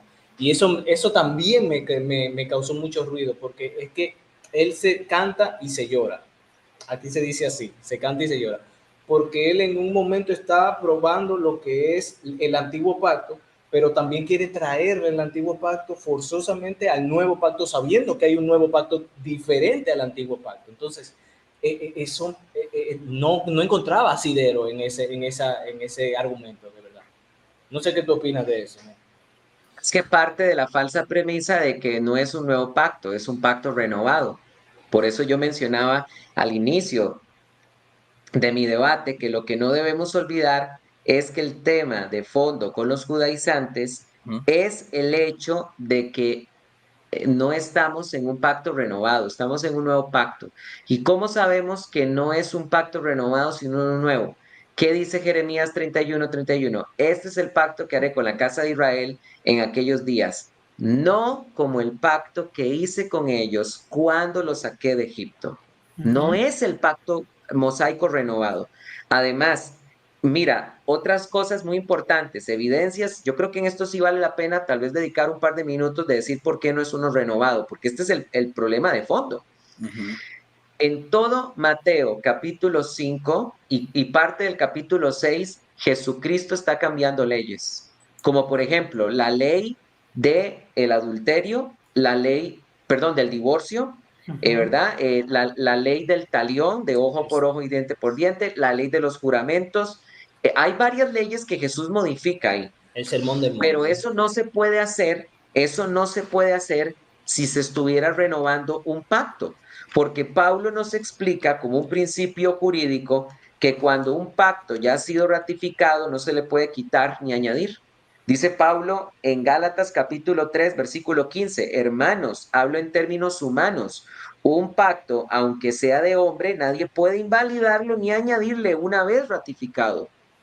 Y es lo que dice Deuteronomio capítulo 4, versículo 2, otro mandamiento de la Torá, no añadiréis ni quitaréis a la palabra que yo os he hablado. Entonces, ¿por qué Cristo viene en Mateo capítulo 5 y empieza a dar nuevas leyes, o sea, mejores leyes? Porque Él es el dador Porque de Él la no ley. está renovando un pacto, está dando un nuevo pacto. Así es, así es. Claro, eso no niega antecedentes de que hay cierta continuidad en algunos elementos. En lo moral. Porque realmente claro. cuando hacemos una teología bíblica tenemos que ver los elementos sincrónicos y los elementos diacrónicos. Exacto. En todo el desarrollo. Pero lo que dices es correctísimo. Totalmente. Ahora, una de las cosas que yo vi realmente débiles, fue cuando él trató de refutar, cuando tú mencionaste Colosenses, que nadie os moleste en cuanto a en cuanto a lunas nuevas. Él retorció ese texto, además de sentarlo como si fuese un inquisidor, a torturarle con una eisegesis rarísima, poniendo el texto a decir lo que no quiere decir. Me parece tonto pensar que el apóstol Pablo en realidad está defendiendo a aquellos que están haciendo una vana filosofía. Que eso es lo que al final lo que él está proponiendo es que el apóstol Pablo está defendiendo a aquellos que están juzgando por guardar los mandamientos. Entonces, y me parece extraño de nuevo, ya que él se ufana de decir que él tiene mucho conocimiento acerca del contexto histórico, porque sabemos que allí, cuando el apóstol Pablo habla de circuncisión, no está hablando simplemente de la acción de cortar el prepucio. El apóstol está refiriendo a todo el proceso por el cual un gentil se hacía prosélito del judaísmo. Y esa información se la debo al pastor Escalante. Genialísimo. Me encantó eso que él hizo allí. Entonces, en ese sentido, quisiera que abundaras un poco más en cómo ese texto de Colosenses es contundente, sobre todo para la cuestión del sábado. Sí. Claro. Mira, este pasaje de Colosenses 2:16, hay que entender algo, o algunas cosas básicas. La iglesia de Colosas, Pablo no la levantó Epafras, y la iglesia de Colosas no es una gran urbe, no es una gran metrópoli, es una zona rural. Y esta zona rural, a diferencia de las otras ciudades en las que Pablo estuvo y levantó iglesias, esta iglesia está sufriendo un ataque muy particular. Y es que están siendo atacados por una especie de sincretismo religioso que intenta de mezclar paganismo, ascetismo, que es el trato duro hacia el cuerpo, y algunos ciertos elementos judaizantes, aunque no son meramente judaizantes, es un sincretismo religioso. Entonces, Pablo, cuando dice, mirad, que no haya quien os esclavice por medio de filosofías huecas, sutilezas según la tradición de los hombres, conforme a preposiciones del mundo y no según Cristo. Esto de filosofías huecas filosofías huecas y según tradiciones de hombres, se está refiriendo a esa religión ascética que estaban siguiendo los colosenses antes de convertirse al Mesías. Ellos estaban en un sistema de religión, porque no eran ateos, tenían una religión, un sistema de religión que era del duro trato al cuerpo. Pablo después lo explica así.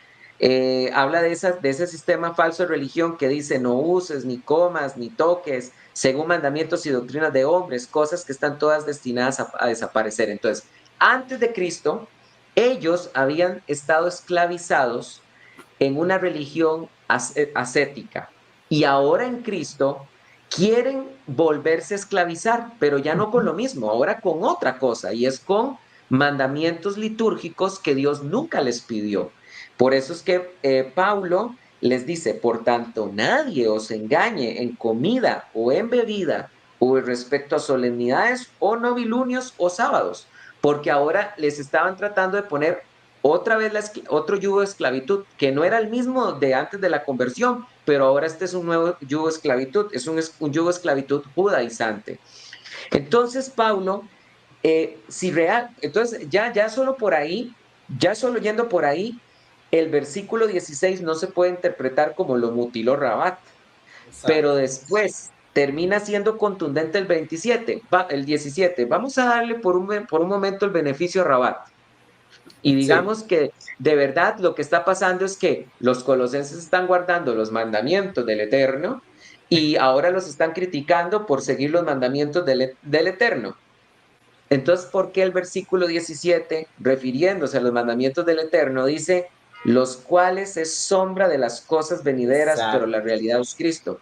El mismo lenguaje de Hebreos. Exacto. Escucha, el mismo lenguaje de Hebreos que nos está diciendo que el nuevo pacto es superior, que ahora tenemos a alguien mejor que Moisés, y es el mismo lenguaje que está utilizando acá. Totalmente. Entonces, cualquiera que conoce el contexto de los colosenses sabe que eso que está diciendo él es una vulgar eisegesis. Y saben una cosa, yo cuando los escucho a ellos decir esto, como eso de mutilar de esa forma Colosenses 2:16, ese tipo de comentarios a mí me confirman que vale la pena combatir a esta gente porque son una secta. Total. Solo una secta mutilaría esos pasajes de la forma como ellos lo hacen. Y sin ningún temor, sin ningún temor del Señor. O sea, y ahora que tú mencionas eso, yo he tenido muchos enfrentamientos con adventistas, porque también son una secta que realmente hay algunas que no creen en el Espíritu Santo ni siquiera. Y realmente el argumento que ellos usan en Colosenses 2:16 es que no se está especificando al día de la semana, que es el Shabbat, o sea, el día de reposo, que es un día especial en el año. Entonces, ¿cómo yo puedo enfrentarme a un argumento así? Sí, el argumento completo es que ahí está en plural. no está en singular. Por ende, Exacto. se está refiriendo a diferentes fiestas, no al Exacto. sábado, no al Exacto. descanso, no al reposo.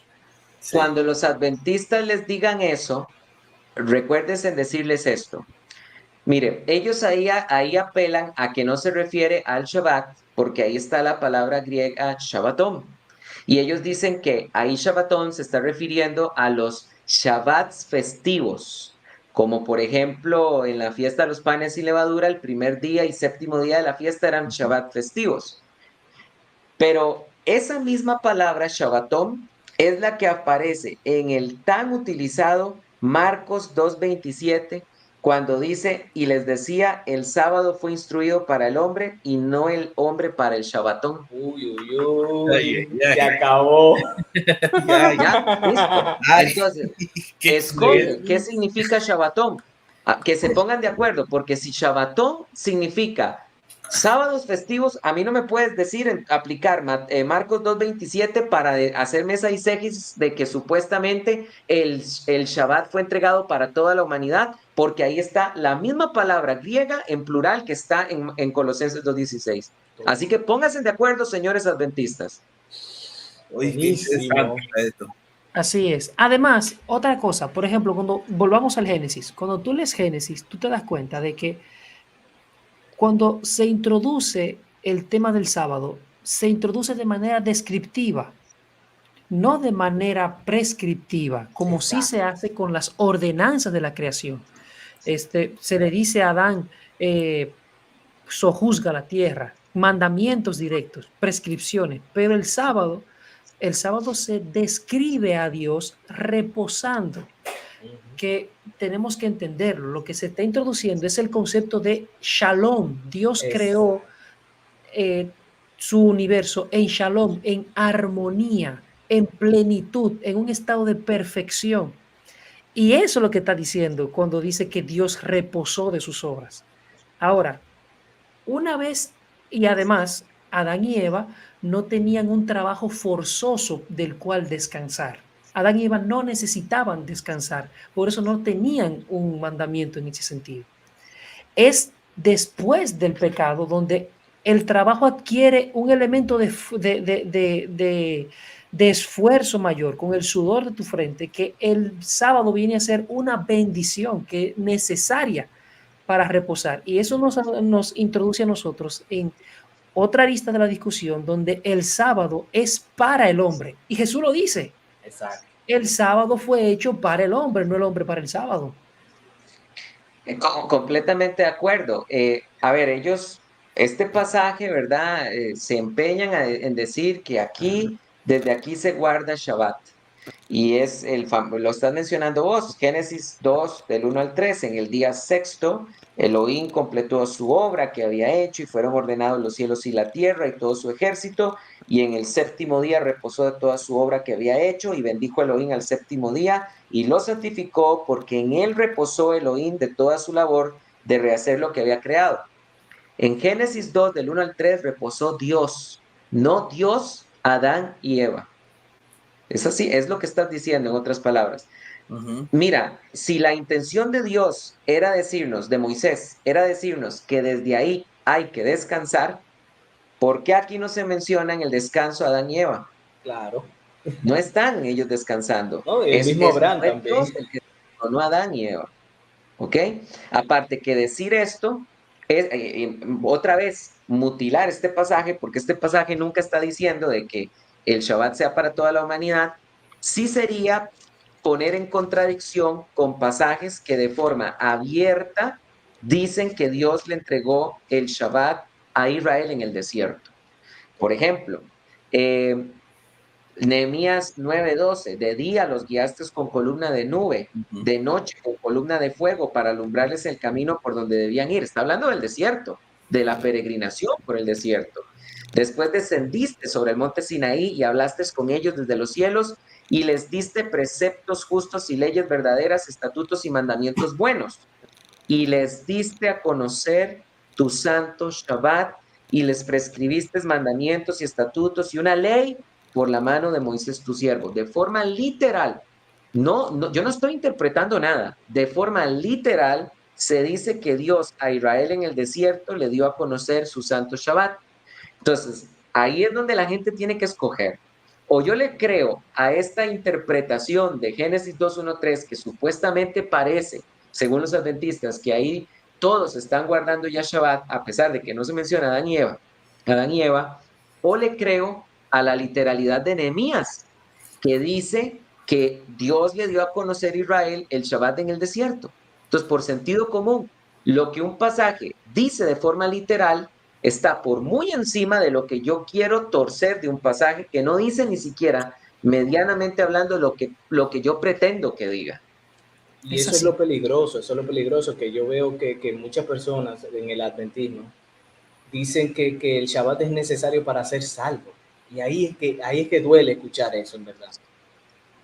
Y donde tú dejas todo lo que pasó antes de que Moisés liberara al pueblo de Egipto. Todo lo que pasó antes se perdieron. Entonces no llego al argumento de ellos. Por eso son una secta, porque todas las sectas tienen un patrón en común. Y en realidad yo veo que todas las sectas tienen dos patrones en común. Y la primera es que nunca el sacrificio de la cruz es suficiente. Exactamente. Y el segundo es, todas las sectas tienen un problema con la Trinidad. Los adventistas del séptimo día son herederos de Arrio y los judaizantes son herederos de su padrino Sabelio. Todas las sectas tienen un problema con la Trinidad. Pero con respecto a ese pasaje, algunos de ustedes mencionaron ahí del Marcos 2:27, cuando dice que el Shabbat fue dado para el hombre. Ahí los adventistas nos quieren decir que hombre se refiere a toda la humanidad. Pero ahí ellos, como los judaizantes, el término lo estiran a su conveniencia, porque en Juan 7:21 y 23, Jesucristo dice esto. Miren lo que dice Juan 7:21 y 23. Dice Cristo esto. Dice, respondiendo Jesús les dijo, una obra hice y todos os asombráis. Por esto, Moisés os ha dado la circuncisión, no que sea de Moisés, sino de los padres. Y en sábado circuncidáis a un hombre. ¿Se entiende? Si un hombre recibe la circuncisión en sábado para que no sea quebrantada la ley de Moisés, os enojáis conmigo porque en el sábado sané por completo a un hombre. Ahora aquí la palabra hombre no significa toda su humanidad, significa solo judío, porque los adventistas no se circuncidan. Entonces, ¿cómo es la cosa? ¿Cuándo hombre es hombre, humanidad, y cuándo hombre es judío? Cuando te conviene. ¿Se dan cuenta? O sea, aquí en Marcos 2:27, hombre es humanidad porque se refiere al Shabbat. Pero en Juan 7:21 no es hombre, porque el hombre significa solo el judío porque se refiere a la circuncisión y nosotros no nos circuncidamos. Son selectivos. Excelente. Mis amados, yo tristemente, con el corazón en el alma, me voy a tener que retirar. O sea, tengo una esposa aquí atrás que ya está ¿entiendes? Haciendo señal, entonces no, pero está bien. No, necesito, pero antes de retirarme quiero hacer una precisión. Hubo alguien que preguntó, que dijo, el Shabbat no es salvífico, pero ¿qué hacemos con las declaraciones de Westminster y la declaración de Londres? Bueno, yo creo que entiendo qué es lo que él quiere decir, o sea, claro, diciendo, como nosotros decimos que el Shabbat no salva a nadie, ¿qué hacemos con las declaraciones de Westminster? Donde él entiende que sí lo ponen como salvífico. Error. Cuando tú lees los estándares de fe, te das cuenta de que lo que ellos hacen es decir que el domingo es el Shabbat cristiano. Exacto. Literalmente lo dice así. Shabbat cristiano. Claro. Y ciertamente, dentro de las tradiciones reformadas hay un grupo que se les llama sabatistas, pero no porque guardan el sábado, sino porque ven una continuidad en guardar el domingo como el sábado. Exacto. ¿Entiendes? Ahí está el punto. Hay otra rama dentro de los mismos reformados que no siguen esa corriente, donde yo me inscribo, donde vemos que el sábado no fue nunca dado con un elemento ceremonial, donde se habla acerca de santificar, se toma en su término más llano, que es apartar. Dios apartó el sábado y el sábado fue dado para el hombre.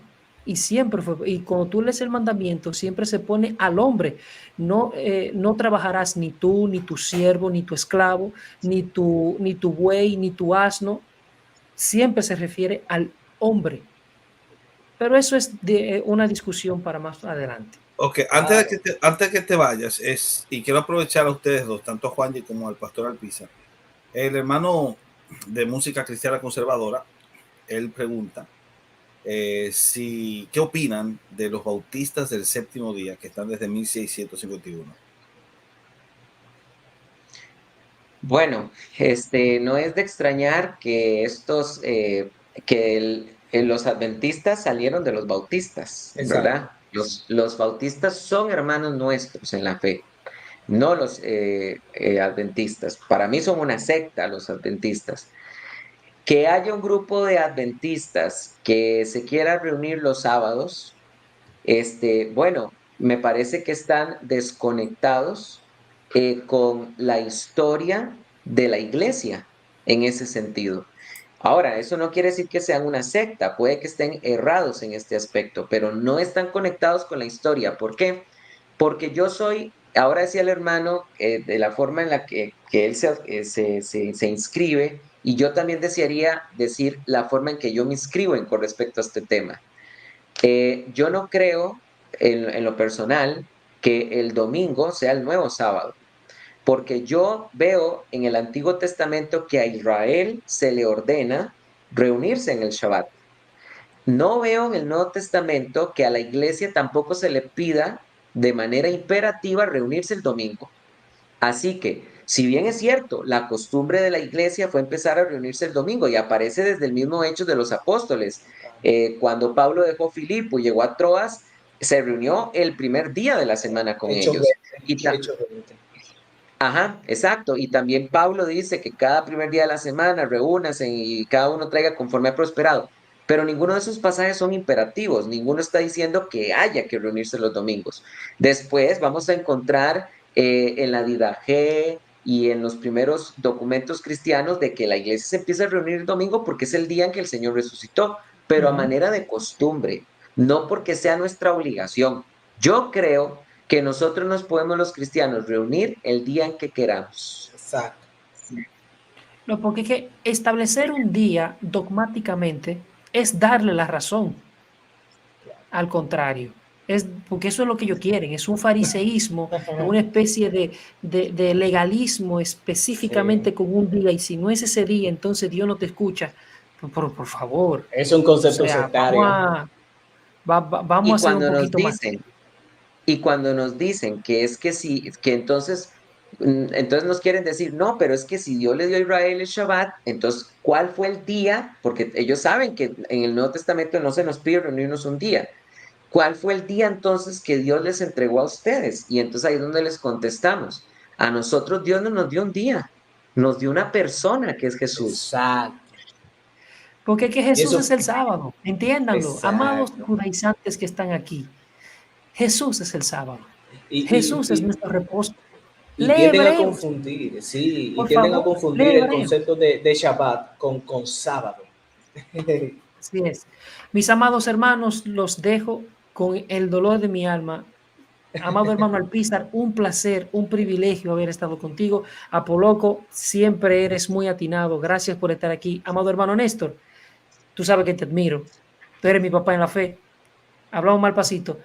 Por favor, recuerda un favor especial. Háblale sobre nuestro nuevo curso de Cristología, por favor.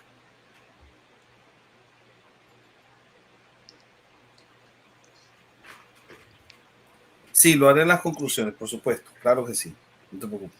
Bueno, llegando ya a la recta final, querido pastor, hay una cosa que quería comentarle y es de uno de los argumentos que más me pareció, que más me gustó.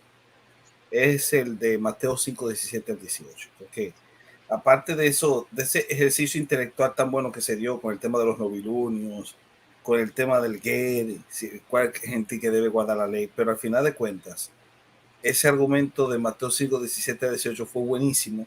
Debo decir que fue buenísimo. y creo que es uno de los argumentos que más les ha gustado a la gente que les he preguntado sobre ese debate. Así que no sé si usted quiere dar una opinión sobre eso, ya casi llegando a la recta final.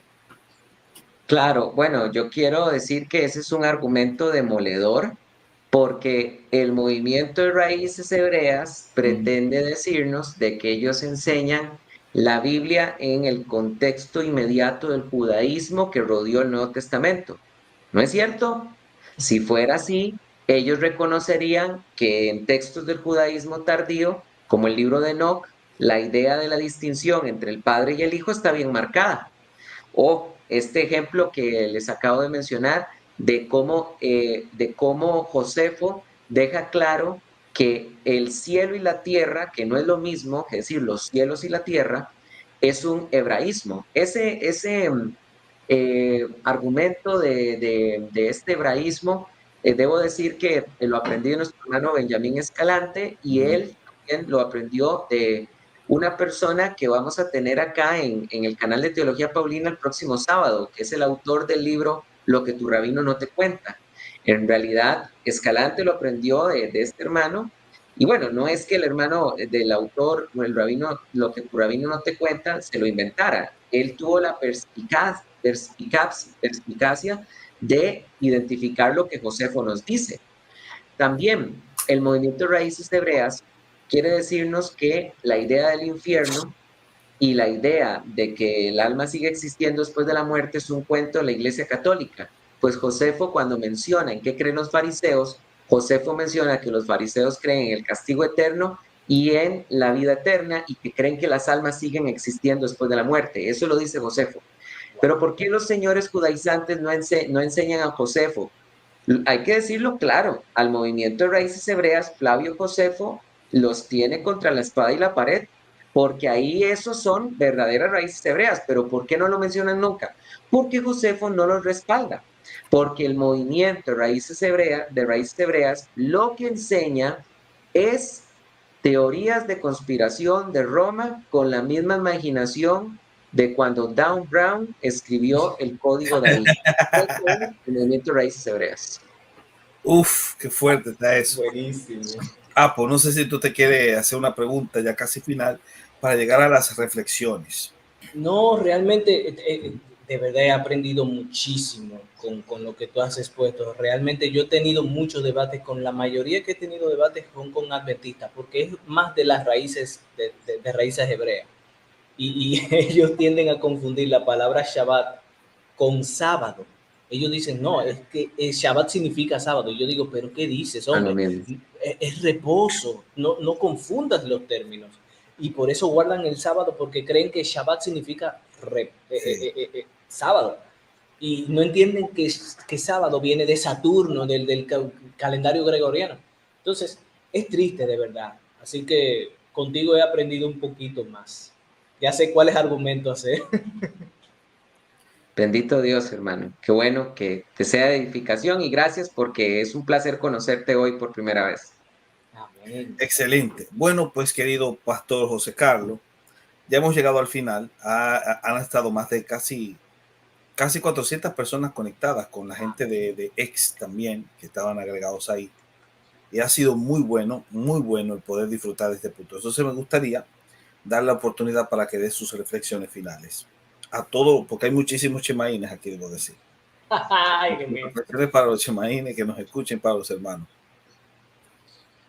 Bueno, yo primero quisiera mencionar que vamos a estar en lo que ya resta del año, si Dios lo permite, haciendo varias giras por Latinoamérica, hablando del tema de los judaizantes. El primer país que vamos a estar visitando este año es México y vamos a estar desde el 20 de junio hasta el 4 de julio, 15 días en México, dando conferencias sobre el tema de los judaizantes. Y vamos a estar en muchas ciudades, en Ciudad de México, en Puebla, en Tehuacán, en Mérida, en Valladolid, en Cancún. Vamos a estar en muchas partes de México y esperamos que todos los que sean de estas zonas puedan venir y asistir a las conferencias para que puedan fortalecerse más en el Señor sobre este tema. Yo quiero despedirme con esta frase. Señores judaizantes, ustedes que están conectados acá, porque ustedes son los que más ven nuestros programas. ¿Qué haríamos sin ustedes, verdad? Miren, quiero decirles una cosa. Nosotros estamos más que listos para poder a ustedes recibirlos de regreso en la iglesia, si es que realmente el Espíritu de Dios habita en ustedes. ¿Por qué razón? Porque judaizar es fácil. No se sientan mal. Pedro cometió ese error. Gálatas 2:14. Si Pedro, uno de los 12 apóstoles, cometió este error, ¿cuánto más nosotros? Ahora, yo los invito para que ustedes sigan el ejemplo de Pedro, que después de ser exhortado por Pablo, Pedro se retracta del error y después en el concilio de Jerusalén rechaza por completo la idea de judaizar a los gentiles. Señores judaizantes, si ustedes dieron el paso atrevido para meterse en el error, ¿cuánto más el paso de caballeros y de valientes para regresar a la verdad? Yo los invito para que nos escriban y nos digan, reconocemos nuestro error, necesitamos ayuda y estamos listos para ayudarlos. Tenemos un proceso listo para ayudarlos, un ABC para decirles cómo salir de esta secta.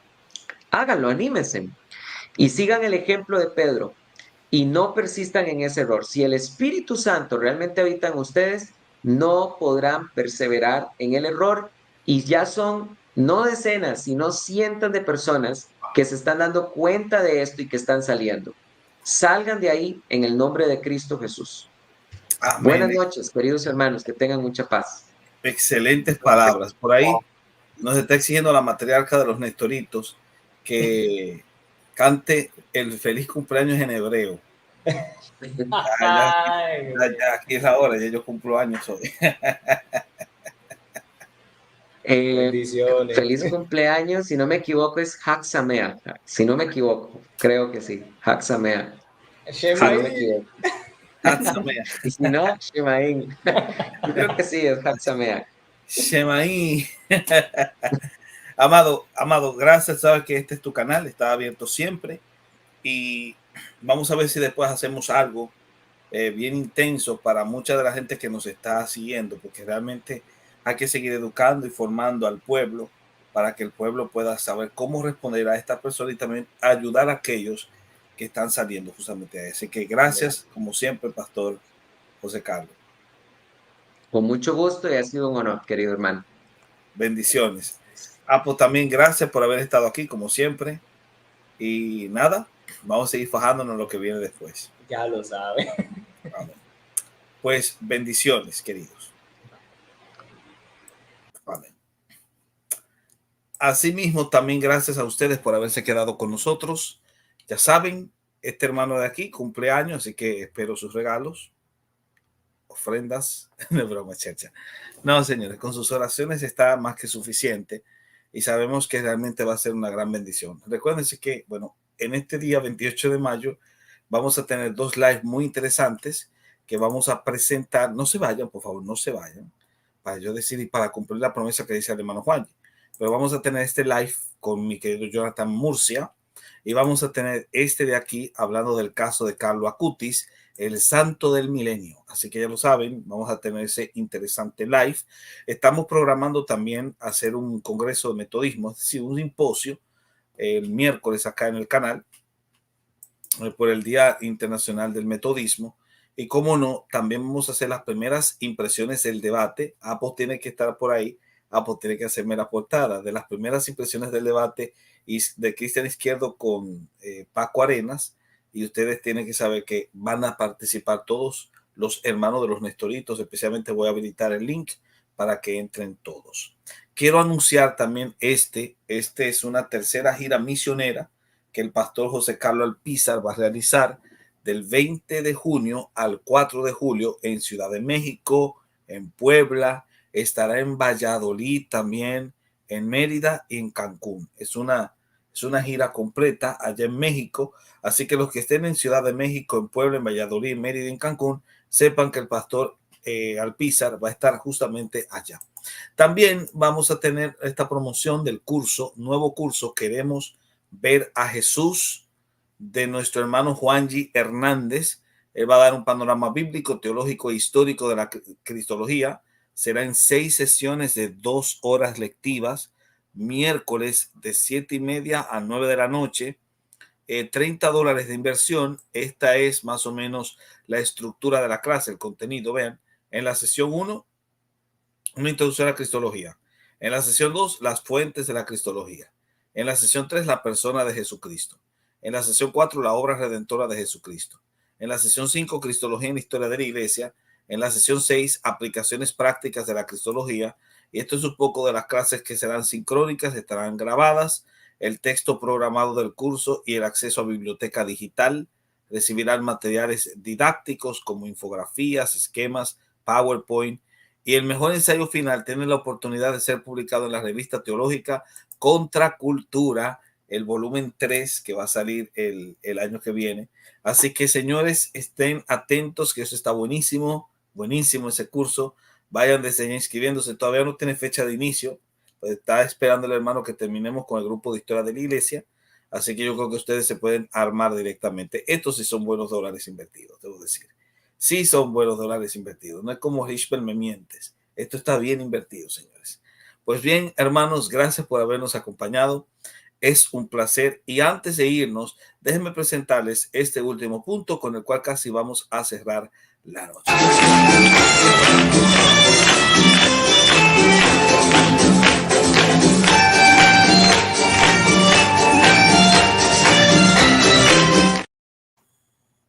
Y después de llegar al final, lo único que les voy a decir es que vamos a tener debate el jueves, el debate Adversus Porfirium, estaré en el canal de Carlos Veloz, mi querido hermano Carlos Veloz, tratando eso con este señor que es un Shemaín. Y el viernes, Steven debatirá con un uniciburro y nuestra querida Paola Orellana será la moderadora. Así que ya lo saben, hoy es mi cumpleaños. Gracias a los que felicitaron, de verdad que sí. Y recuerden, cuando ustedes escuchen el chofar desafinado, piensen que por ahí se acercan los chemaínes que ya no comen camarones.